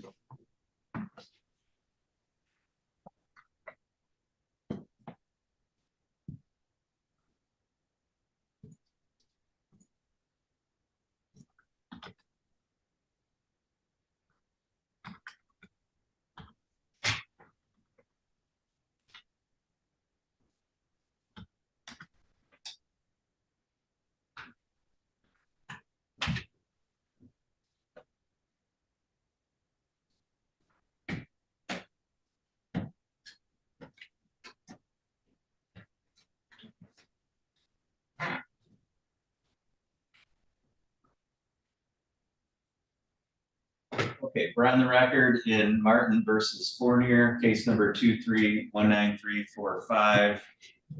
Mr. Blumberg, if I could have you put your appearance on the record. Sure, thank you. Elliot Blumberg on behalf of the plaintiff Emily Martin, who is appearing via Zoom from my office. All right, this was set for 10:45. It's now 10:55. We do not see the defendant, Mr. Fournier, in the Zoom waiting room. This is set today for to set a date for a hearing. Mr. Blumberg, your client's objecting to a recommendation in order from the referee. Is that correct? Yes, it is, Judge. Okay.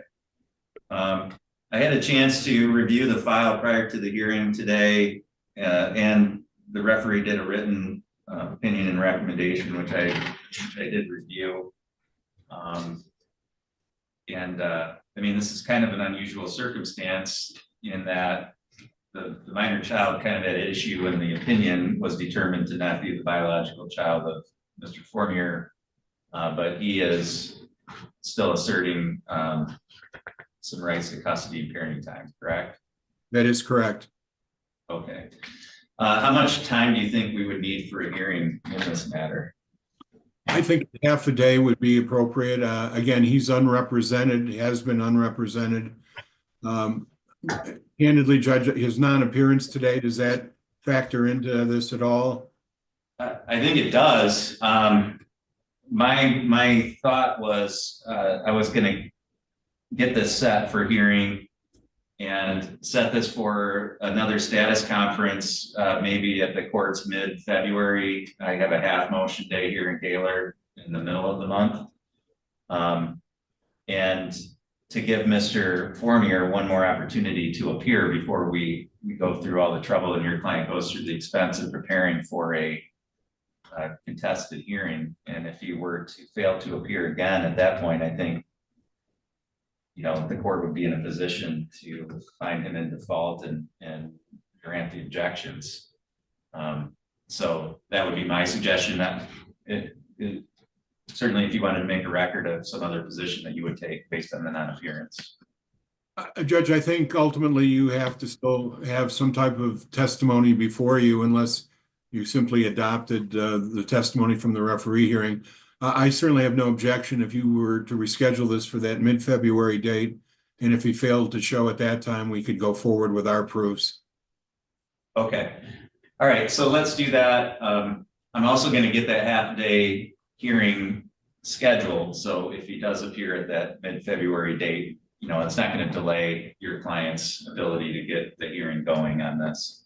So I will send out notice of the date and time for that status conference in mid-February, as well as the half-a-day hearing. If Mr. Fournier does not appear at that status conference hearing, then we won't need the half-a-day. The court will take whatever proofs you want to put on at that time, and we'll go from there. Anything else that I can address for you on this file today? I don't think so. Thanks very much. Okay, thank you. That's all for this hearing.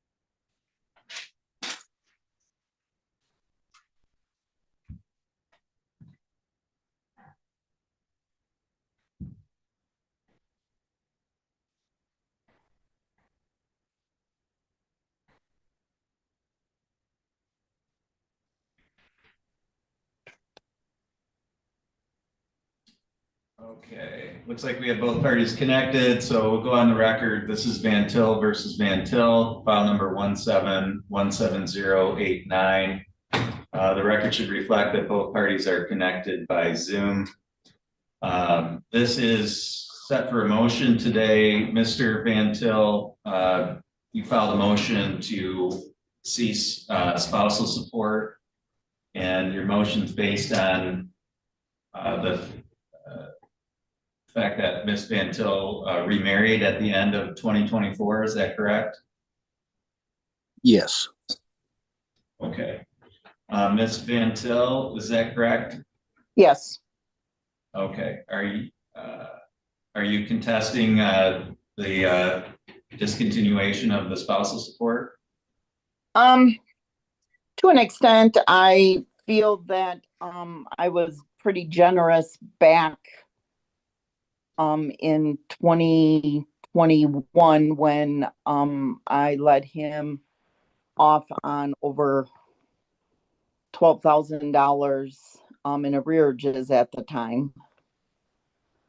I'm willing to drop down to $500 a month for, let's say, another 3 years. Okay, Mr. Vantil, what's your position on that?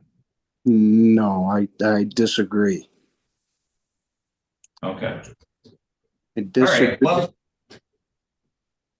you know, here's the thing. I reviewed the original judgment of divorce, and it does allow for the court to modify spousal support based on a change in circumstances. Ms. Vantil, and frankly, I'm surprised it doesn't contain the language that if you remarry, typically once a party remarries, I mean, that's a change in circumstances that warrants the cessation of payment of spousal support. And the whole idea of spousal support is that you don't have the assistance of your marital partner anymore to support you. And when you get remarried, that's no longer the case. So it really, to me, the only fact here that would be a potential issue is whether or not you were actually married or remarried, I should say. And it sounds like that's not a fact that's in dispute. So for that reason, the court finds that the spousal support should cease. And so, Mr. Vantil, you need to file something with the court that indicates that the court is granting your motion. You can use a form like you used to file your motion in this case, okay? Okay. But that's an important step for you to follow up on, because until I sign that order, I mean, that's what actually stops your obligation for spousal support. So it's important that you submit that as soon as possible to the clerk's office here in Gaylord. Okay, so it's the form just like the one I sent for this hearing. Yep, well, you can find the form in the same place. It's gonna be just a blank order. And you're gonna fill in there that the court is granting your motion and spousal support will stop as of February 3rd, okay? Okay. Ms. Vantil, did you have any questions about that? No. Okay. All right, thank you. That's all for this hearing today. Both parties are free to disconnect at this time. Thank you.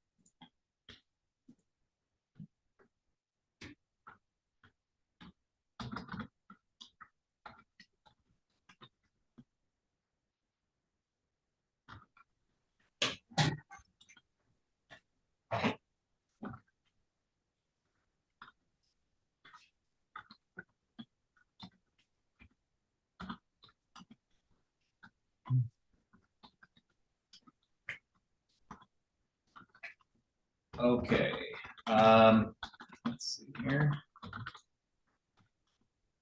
We'll go on the record now. This is Amelia Scott versus Gannon Gray-Adel, case number 2419924. The record should reflect that both parties are present today by Zoom video, along with Mr. Roll on behalf of the state.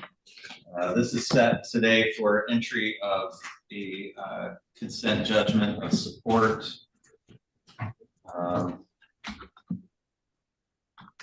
Rolla, usually we have the proposed orders. I don't see that in the file. This one.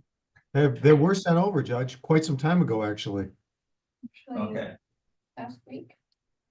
I can have one sent over.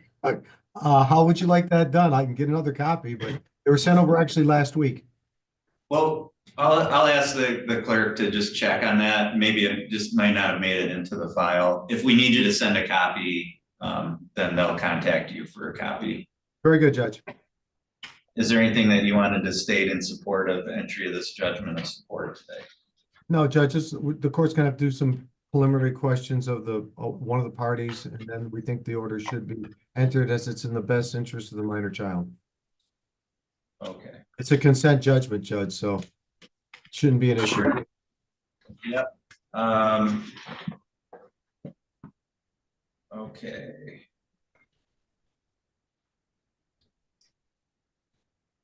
All right, Ms. Scott, I'm going to address you.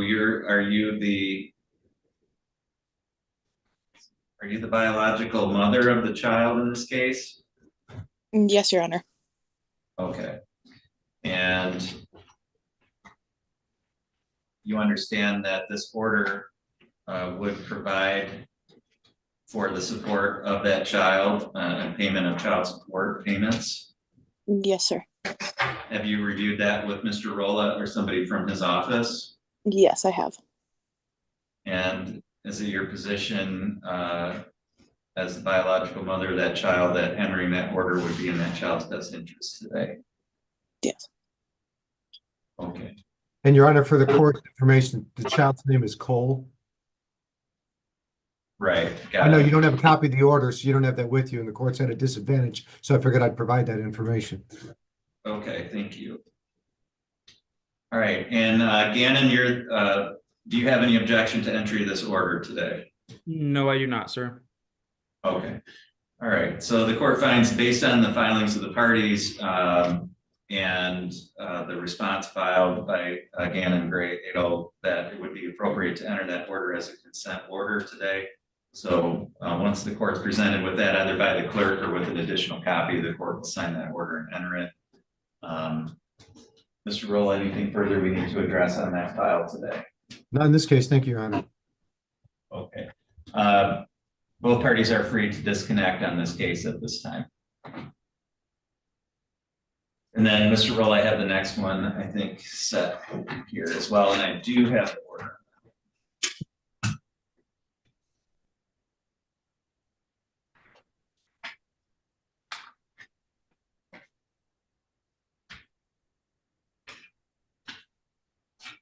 That should be already been signed by both sides.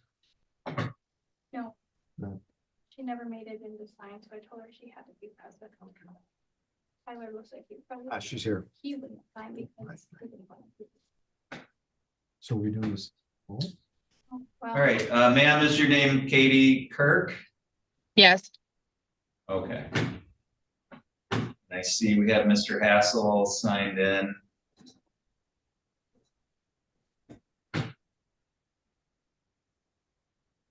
Mr. Hassel, are you there? Yes, sir, Your Honor. Okay. All right, so we're on the record in Kirk versus Hassel. This is file number 2419834-DS. The record should reflect both parties are present today by Zoom video, along with Mr. Roll on behalf of the people. This is set for entry of a consent judgment of support for the minor child in this case. Mr. Rolla, anything that you wanted to state in support of entry of this judgment today? Yes, Your Honor, thank you. It's my understanding Ms. Kirk hasn't signed that yet, which is why we needed to have her here present to give her consent to the record. Okay. Ms. Kirk, you're the mother of the minor child broker in this case, is that correct? Correct. Okay, and you understand that by entering this order today, it would provide for payment of child support for the benefit of the child that you share with Mr. Hassel. Do you understand that? Yes. And as the mother of that child, do you believe that it would be in your child's best interest to enter that order today? I was questionable on the amount of the order and if we could establish a different amount other than the one that they came up with. Okay. So, well, Mr. Rolla, did you want to? With the court's permission, yes. Sure.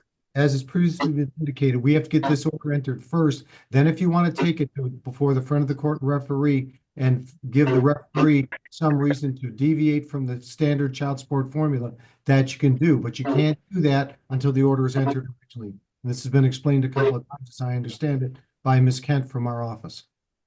Do you understand that, Ms. Kirk? Yep. So is that what you'd like to do today? So that's what we have to do to go forward, and then I can go to the front of the court. Correct, ma'am. Okay. All right, thank you. Mr. Hassel, were you contesting entry of this order today? My concern right now that I have is in this whole experience, you guys showed up to my jobs, my work, harassed me. And on top of that, not one time did I ever get a picture of this order. You guys only sent one side of your guys' thing to the party. All I got was a court date, and that's a conflict of interest. You guys sent your papers to one side of the party, and then now I'm to the point where you guys called my bosses, harassed my bosses' phones. I had cops showing up at my doors every other day. I probably had contact with cops 5 times over this. You guys harassed my work, my bosses, and then now you guys are trying to get my kids. You give her the paper. I've seen the paper because she showed it to me. We already are aware of what you guys did. You gave her a paper months ago and then sent me this court date. That's all I got. You gave one side of the party the evidence or what you're doing. So this whole time, do you know that I didn't know what you guys are trying to order until she come and told me? That's not how the courtroom is designed, and that's not how court works. But if you guys are going to continue to do it how you guys do it, then I guess that's how it is. But I will want it on the record that not one time has this court sent me papers of what they're trying to do today. And I want that on the record that Katie was the only person that was provided a paper of the amount they're trying to pay, of where they came up with the formula of $2,000 I make. And then on top of this, I want on the record for this case that I do pay Otsego County $1,100 on 2 other children in this county. For Sebastian and Elena Hassel, I pay $237 a week right now. And I, on the record, have a warrant for child support that they will not drop. Under no terms, and they're trying to get more money out of that warrant and now trying to come and get more. And I feel like that's a big factor in your guys' equation, the $1,100 that I've paid. In the last 2 months, I've paid $2,200 in child support since I was put in jail already this year. And then while I was in jail, I had to pay another $1,000 to the courts. Between getting out of jail, when I got arrested, the jail took $300 of my money for staying there the whole time I had to stay. And there's a lot of conflicts that are concerning about this that aren't being put into the case. And I feel like it's very relevant that I pay Otsego County $250 a week right now out of my checks. And some weeks I'm living on less than $40 a week. I've tried to contact the courts to have it addressed. They won't address anything. The first address was if I gave them $3,000, they would drop the warrant. The second time that we were in contact with the courts, they said that they wanted $400 and I needed to come in front of the judge and sign a paper that I'm going to do. I'm going to agree to get more rearages paid. And mind you not, my rearages of $30-something thousand were accumulated overnight, and I'm being forced to try to pay money I can't pay. They're coming between mine and my son's relationship because of the terms that you guys are trying to do. And I feel like there's a lot of concerning factors of how $700 when I already pay you guys $1,100. That's $1,850 a month, according to your guys' calculations. But nowhere in this case does Otsego County say that they're receiving $250 for another kid or for two other children in the case.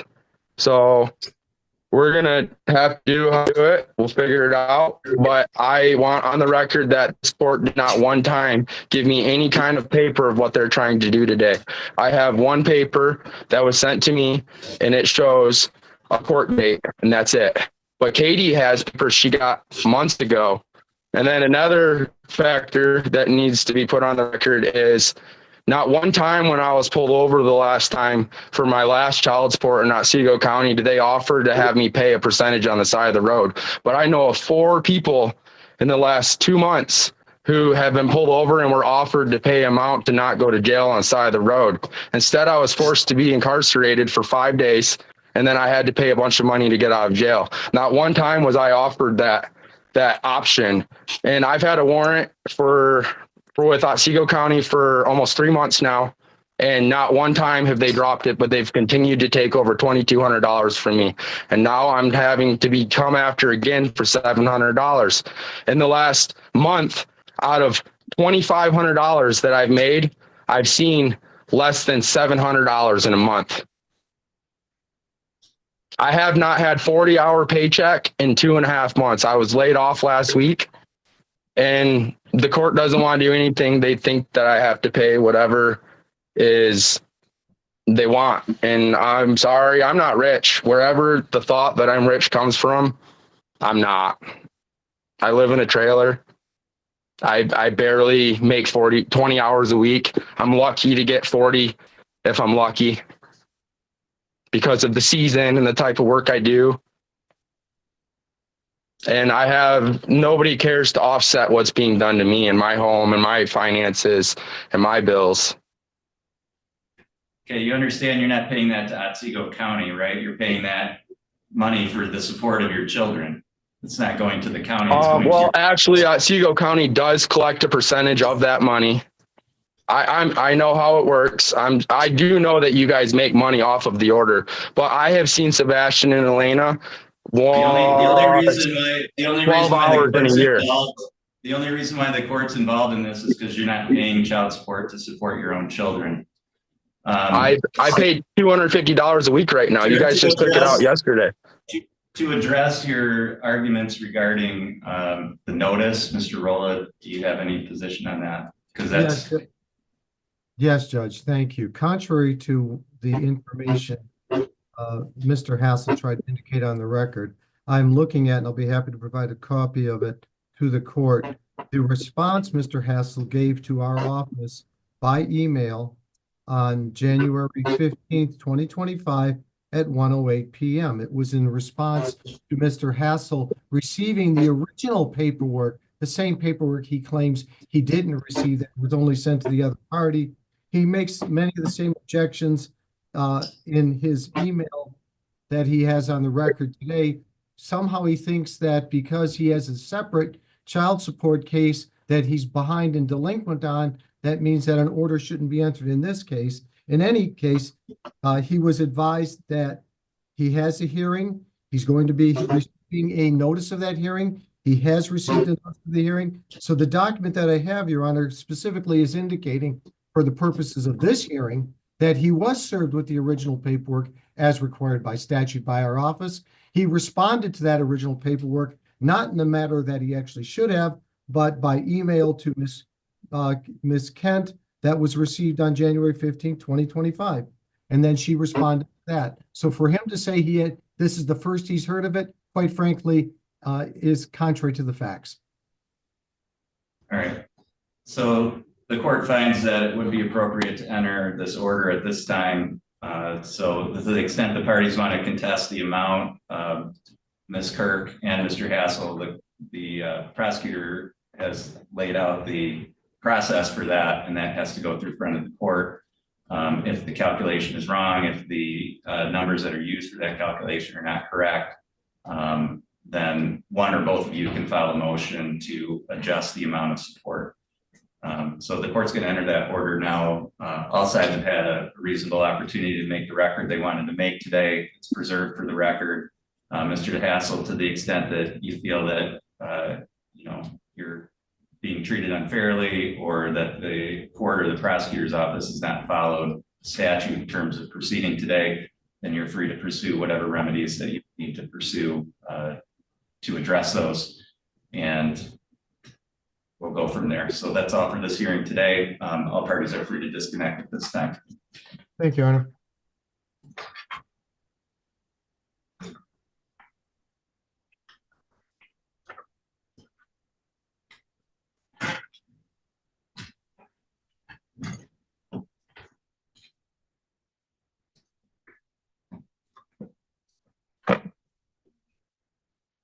With that last support case, there was no order downstairs. Oh. 19924, that case number. Okay. Yeah. Can you order somebody to shoot? Yeah, okay.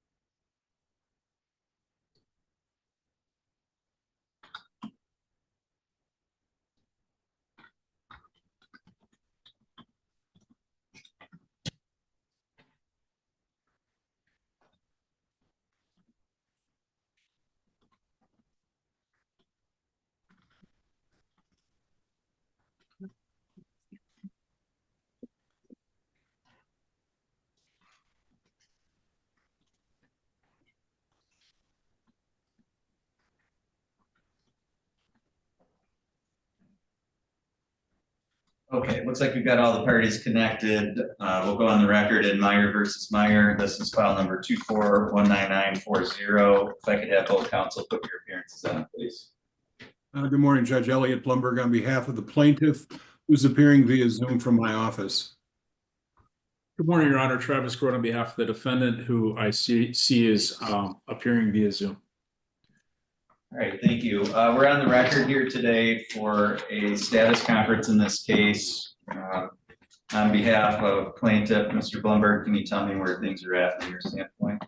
Judge, I think this is an initial pretrial in this matter. The case is fairly recently filed. The parties have separated. There are minor children, so custody and parenting time is an issue. And there is a lot of property issues still that needs to be resolved. Okay, Mr. Grote? That is correct, Your Honor. Okay, Mr. Blumberg, how much time do you think we would need for discovery? I think 90 days initially should hopefully be sufficient, but in the event that it's not, I think it would allow us to extend that if it's necessary. Okay, Mr. Grote? I would agree, Your Honor. I think 90 days hopefully would be sufficient. The case was just filed mid-December. Okay, and then if we had mediation within 120 days, is that a reasonable time frame, Mr. Blumberg? Yeah, I think so. I would agree. Okay, yes, and are the assets such that we would want to have a attorney mediator in this case, or community mediation? We would ask for an attorney mediator. There are some legal issues that probably would not be appropriately handled by the community mediation. Mr. Grote, any objection? No objection, Your Honor. Okay, so I'll put mediation to occur within 120 days. Parties to, do you believe that you'll be able to agree on a mediator? I'm sure we will. Yes. Okay, so I'll just ask that you notify the court of your selection within the next 30 days of the mediator, just so we know who's mediating the case.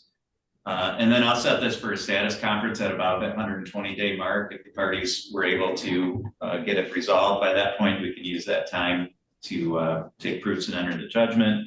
If not, we can discuss how to go forward from there. Any other dates I can address for your side, Mr. Blumberg? No, Judge, thank you. Mr. Groh? No, Your Honor. Thank you very much.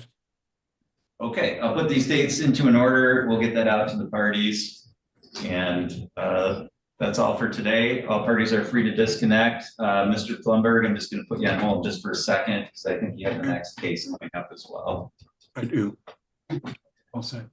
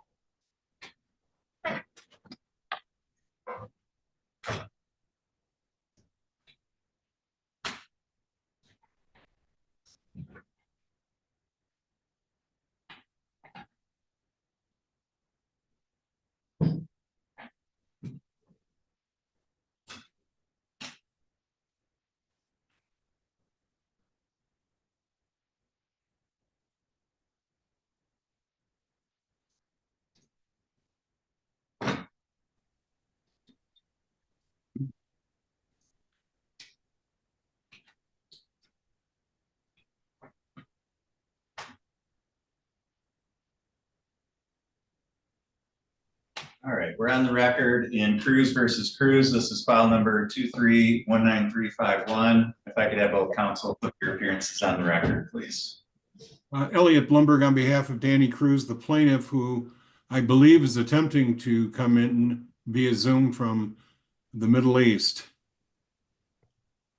Good morning, Your Honor. May it please the court, Chris Kolumchek on behalf of Kerry Cruz, the defendant, non-moving party. All right, Mr. Blumberg, I do not see your client in the Zoom waiting room right now. So how did you want to proceed? Well, I guess we can start without him. I already spoke to him on the phone this morning, so I know he's attempting to get in. Again, he is either in some remote place in the Middle East, and who knows what time it is there. But I don't think we need to wait, Judge. I think the issues don't require any assistance from my client at this point. Okay, so this is your motion, Mr. Blumberg. I know we've had some discussions of this on the record. Can you tell me where everything stands now? Has anything changed since our last meeting? Yeah, sure, Judge. And again, the parties mediated this case with Jerry Shefflow, and the court's well aware he is a widely used mediator. We attempted to resolve all the issues, and in fact, at mediation, we thought we had accomplished that. But one of the issues that came up during the course of mediation was the division of a pension. And I know reading the defendant's response, which really doesn't address the issue, but rather whether it's appropriate for the court to learn about what was discussed in mediation. Our position is that an agreement was reached as it relates to my client's military pension based on a mutual mistake. That pension entitlement by Mrs. Cruz would have been based on a 10-year marriage and 10 years of accredited service for my client. We all entered into that agreement on the basis that those were the facts. As it turns out, those are not the facts. My client, during the course of this marriage, did not have 10 years of accredited service. So the amount of spousal support that was ultimately awarded, the portion of the pension that was awarded to her was based on facts that were not correct.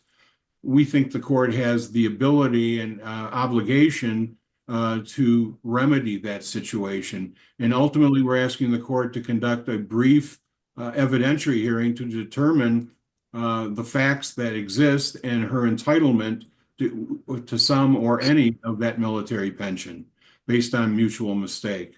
Again, we provided the court with a brief which I think addresses the issues of mutual mistake.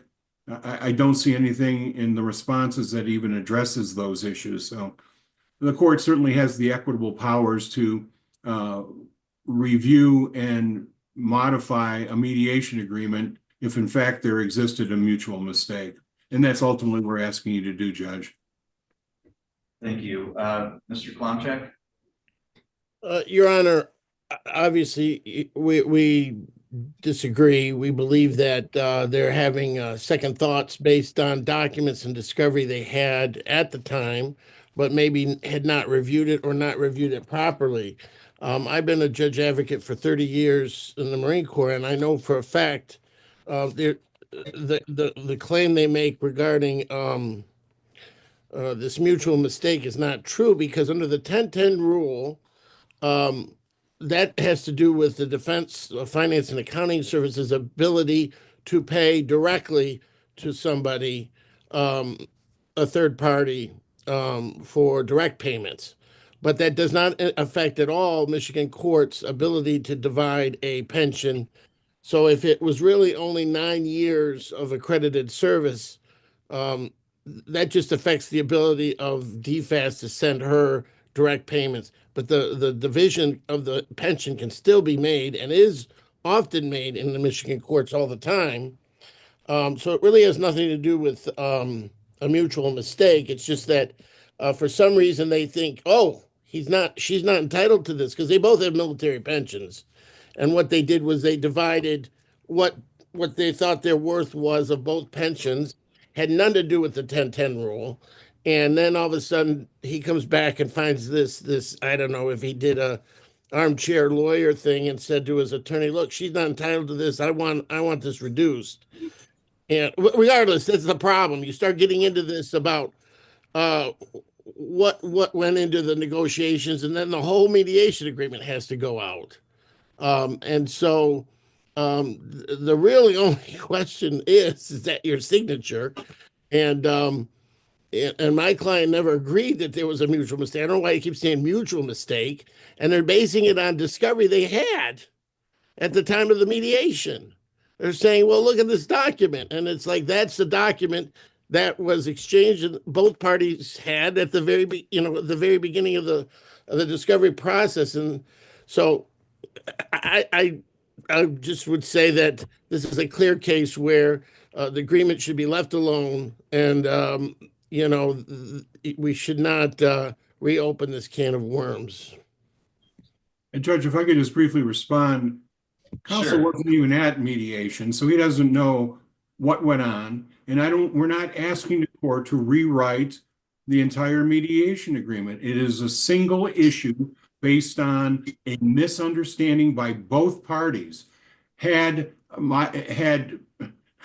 the amount of money awarded from this pension, again, Mrs. Cruz is getting the entirety of her pension. Mr. Cruz, based on an understanding, as well as the understanding of opposing counsel at that time, was that the entitlement based on the years of accredited service would have granted her this portion of the pension. That's simply not what went on. That was not the understanding of the party. It was a mutual mistake. And I think the court has the ability to allow the parties to present testimony on that sole issue alone. Again, counsel's suggesting we're asking the whole mediation agreement be set aside. We're not. That's a single issue that both parties apparently had a misunderstanding that entitled her to something that she may not have been entitled to at all. Okay, I've got some questions, Mr. Blumberg, and some of these, first of all, I want to make sure that I understand. So, I mean, they negotiated. Mr. Cruz, believed that she was going to be entitled to some portion of that pension. So as part of the negotiations, he agreed to give her $1,000 per month out of that pension. Wait, let me hold you there for a second, if I could. He thought that her entitlement arose from the years of accredited service that he had put in. That entitled her to a portion of her pension. It turns out he didn't have 10 years of accredited service. I'm not in the military. I'm not a judge advocate, but I know enough that accredited service is a term of art. And frankly, there was a misunderstanding as to what years and what credit he received for those years. That's the mutual mistake. Certainly, Mrs. Cruz was in the military. She had an attorney that didn't understand that. And frankly, I thought that he had the 10 years that everybody believed he had. That's but regardless of whether she's entitled to it or not, he negotiated to give that to her, right? Based on an understanding there was an entitlement. It wasn't right. It wasn't a gratuitous act on his part. No. But listen, here's the thing. So they went forward and they negotiated this whole agreement. And that $1,000 a month, which is $12,000 a year. I mean, we're not talking about a de minimis amount here. That was made part of this entire agreement. So, you know, they went forward with that as part of what she was going to get out of the agreement. And so, you know, I kind of understand where Mr. Kalamchek's coming from is if you're going to take that 12 grand out, I mean, if she would have known at the time that she wasn't going to get that, then the negotiation probably would have looked completely different. Or if he would have known at the time and said, no, I'm not going to allow you any portion of this pension because you're not entitled to it because I don't have the 10 years of service. I mean, I don't see how we can take that part out of it when the entire negotiation, you know, was one big package of all of these things. How can we take out a $12,000 chunk and then somehow just renegotiate that? Because I think if I'm Ms. Cruz at that point or her counsel, I'm going to say, well, if you're not getting this money, then we need to take a whole look at this entire thing because that's part and parcel of the entire agreement. And then the other part of it is, you know, your client negotiated this as part of the settlement. Isn't it on him to know what he can negotiate away and what he can't? And why is it now Mrs. Cruz's problem that your client didn't understand what he was negotiating away when he did it? I mean, isn't he the one that bears the risk for that? Well, let me address both of your questions, if I could. Ultimately, whether this was a mediation agreement or whether this was the result of a trial in front of Your Honor, you would have to determine in the scheme of things whether it was fair and equitable. If the court were to review the property settlement in this case and determine, as I think the facts show, that Mrs. Cruz was the greater beneficiary of the 16-year marriage. She got the home without my client getting any equity in it. She was getting spousal support. My client took on all of this financial obligation that she was relieved from. So aside from the issue of mutual mistake and whether my client should have known this, the fact is I think you still have an obligation to look at the entirety of the settlement, the mediation agreement, and determine, even though it may have been the agreement of the parties, it still has to meet the criteria of being fair and equitable. And I think a fair reading of that is that certainly it's not just $12,000. She got a tremendous benefit from this mediation agreement. So I don't know if did I address your question or not, Judge, or was I just ranting? I mean, no, I understand what you're saying, but now it sounds like you're making the argument that there was a mistake, but then also it's not equitable to let her keep this amount, which is a whole different argument. And now, I mean, then I think we are looking at, do we have to renegotiate this whole thing? My client believes that the mediation agreement benefited his wife. He was willing to agree to that. He also agreed, and what the record is clear, at least the mediation document is clear, what he agreed to in terms of giving her money from his pension. But it was based on the premise that She was entitled to that. We don't believe now with the facts as they now exist, that she would be entitled to that. And that also brings in the whole equitable argument. So they are kind of hand in hand. Okay. All right. Just briefly. Yeah, go ahead. Again, he says the facts as they are now. Okay, we do not believe there was a mutual mistake of fact.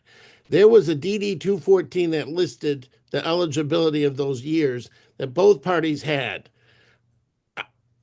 The other thing is that I think, and again, this is the problem of starting to dissect parties' intentions of a mediation agreement.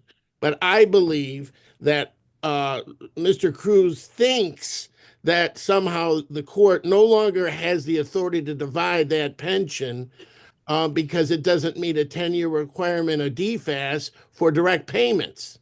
And I can tell you that there's case law on it. This is very clear. The court does have the authority and does do routinely divide military pensions that may not meet the 10-year requirement for direct payments, and they require the individuals to make sure that they pay the ex-spouse. So this is not a question of he's discovered, oh, she never even rates this. She does rate it. She still rates what they were negotiating. The question is whether she gets direct payment from DFAS. And that's where the mistake, I mean, there's lots of mistakes here, but as far as what I've heard from counsel about how the law is with regards to this. So I think they're assuming that you have no authority to divide that 9-year pension or 9.5-year pension, but you do. And I don't dispute that, Judge. That's not the issue. We know the court has the authority to do that. That's really not the issue that we're talking about, though. Then where's the equity change? If it's all the same, and he has the authority to do that, then what has changed from mediation to today? And again, I'll try to state for the third or fourth time, is that his willingness to extend that $1,000 a month from his pension was based on a misunderstanding of what her entitlement was. Again, she got the entirety of her pension. She got all of the equity out of the marital home. She's getting relief from all of these marital obligations, including those to vehicles that my client doesn't even have. In the scheme of things, it would not be equitable. It would not be fair, given the fact that now he's required to pay her $1,000 a month when it's now determined he may not have been required to do so. Okay, all right. So I've had a few chances in preparing for this hearing over the past couple of months to go through the briefs of the parties, and then taking all of that into account along with the arguments of counsel here today. First of all, I don't think it requires the court to get involved in the fine points of military pensions and how things are divided and whether this qualifies for division or not. Number one, that's certainly outside the scope of what the court typically addresses. Number two, I think it comes down to what did the parties agree to, what did they not agree to. And Mr. Cruz engaged in, from what I could tell, arm's length negotiations. He was represented by counsel. At the time the mediation agreement was entered into, he was willing to give Ms. Cruz $1,000 from this pension per month. In my view, it doesn't matter whether she was eligible to receive it or not. He felt that that was a fair deal at the time when he entered into it. Whether she was legally entitled to a portion of that or not, he negotiated that into the agreement. And so whether or not ultimately she is legally entitled to share in it doesn't change the fact that at the time he felt it was fair and he agreed to it. Absent some kind of fraud or duress, which doesn't appear to be present here. A mistake, I don't find that there's a mutual mistake here. If anything, again, I find that Mr. Cruz had the obligation, if he was going to negotiate a benefit away as part of a divorce, to understand exactly what legally he may be entitled or required to provide her and what he could just agree to provide her. And so to the extent that there's some risk in that or some fault in that, that's falls squarely in my view on Mr. Cruz for not knowing what he may have been legally required to give her versus what he could negotiate to give her. And so I don't think Ms. Cruz should have to bear the burden of that. I also find that because this was part of the entire negotiation and entire agreement, given the amount here, I don't think it would be possible to just separate out this one term and somehow negotiate that, because Ms. Cruz presumably agreed to this agreement on the basis that that money was part of the entire package. So the court finds that the objection should not be granted. The court is going to order, because I don't find that there's any reason to set aside the mediation agreement here or any portion of it. The court is going to order that the parties finalize this divorce on the terms as they were negotiated as part of the mediation agreement. So the court is going to deny the motion. Mr. Klomchek, if you can prepare an order that reflects the ruling of the court today. And I don't know where that leaves us, if we just need to set a final date to take proofs in this case, Mr. Blumberg. Yes, Judge, I already have a proposed judgment prepared, not knowing how you would rule today, but yeah, we just need to notice it for a final hearing. Okay. All right. Thank you. Mr. Klomchek, anything further from your side today? No, Your Honor. All right. Thank you. That's all for this hearing. Mr. Blumberg, again, I think you have the next case up, so I'm just going to put you on hold for just a moment. Okay. When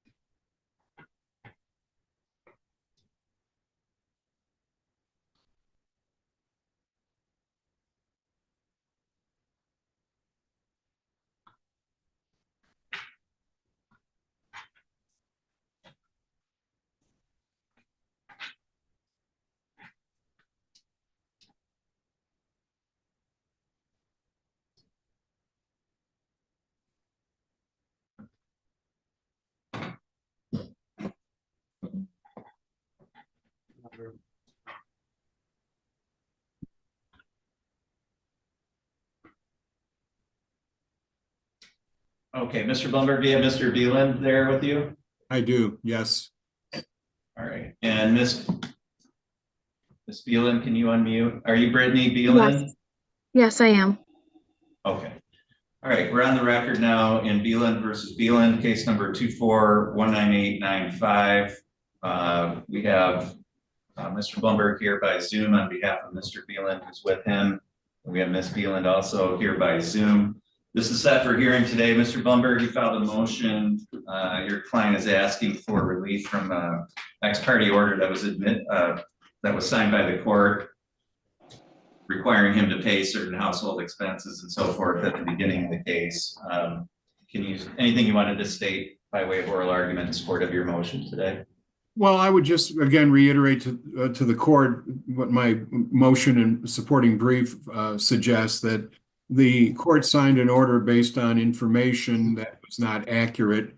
I don't know if there were intentional misrepresentations made, but the net effect of those is that you signed an ex parte order requiring my client to pay certain obligations, when the reality is that when the motion that was filed, it was asserted that she was not working and that she failed to indicate to the court that she had her boyfriend living there, a roommate, who was contributing financially to the obligations. Those are certainly material facts that were either omitted carelessly or intentionally. The bottom line is that I think that had the facts been properly represented to you, you would not have signed such an order. So we're asking the court at this point to rescind that order. My client has been contributing financially, and he's prepared to continue to do so. But certainly, based on the facts that you were presented, I think that ex parte order was inappropriate. Mr. Blumberg, are there any temporary orders regarding child support in place? Just looking through the file, you might know off the top. No, there is not. Okay. And how much is your client contributing monthly at this point? Okay, he's paying between $150 and $200 a month. Okay. All right, Ms. Beland, what's your side of this? The reason why we decided for Chauncey to pay $600 worth of mortgage, because it is on his name too, along with mine. And during that time that I'm having a hard time understanding this. The reason why we put this, because I was working at a restaurant, barely making a minimum wage, trying to have fully intent of getting my job that is now, I work full-time at Kohl's, just so he could just help pay the mortgage. That's all I was asking. And my boyfriend, he is no longer in the home, but during that time, he was helping pay all the smaller bills, helping me out with that type of stuff. And up until he recently left, he was helping me pay all my small bills, and I was paying my mortgage and trying to keep on boat on that. And I have caught up completely on my mortgage so far. It's been hard, but I've been dealing. So I was just asking for help with that. That's all. All right. Anything in response to that, Mr. Blumberg? Judge, I don't know that we need to go into the facts why the boyfriend is no longer there. My understanding is he's been arrested and he probably has a no contact provision. But I don't guess that that's really relevant at this point. My client is willing to continue to pay some money to assist. And certainly the kids are with him half the time. So I just, I'm always reluctant when I see these ex parte orders, when facts are presented to the court, and you have no way of knowing whether they're accurate or truthful or not. And I understand it's always best to err on the side of caution, but I genuinely believe that had the facts been properly presented, I don't think you would have signed this order. He'll continue to pay those expenses that he's been paying. Okay. And Mr. Blumberg, your client is on the mortgage as well, his name? Yeah. Yes, it is. All right. So presumably he's got just as much an interest in keeping that mortgage current as Mrs. Beland does. Yeah, he does. But he has the expense of another place. Again, when these parties separated, my understanding was that they had an understanding as to how the expenses were going to be shared. That wasn't reflected in any written document, unfortunately. But yes, you're right. He has a monetary interest in that property. Right. Give me just 1 second. I just want to.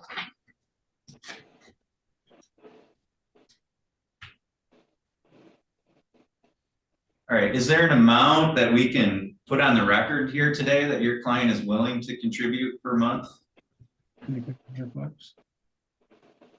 Yeah, my client said he can pay $200 a month. All right. Okay. So I think that's fair during the pendency here, given the circumstances. So Mr. Blumberg, the court is going to modify that order and have it reflect that your client is going to pay $200 per month towards the household expenses. So if you can draft an order that will reflect that and submit that to the court, and we'll go forward from there. Ms. Beland, do you have any questions about that? No, I appreciate any of the help I can get. So I just appreciate it. Thank you. Mr. Blumberg, anything further on this file today? No, Judge, thank you. Okay, thank you. All parties are free to disconnect at this time.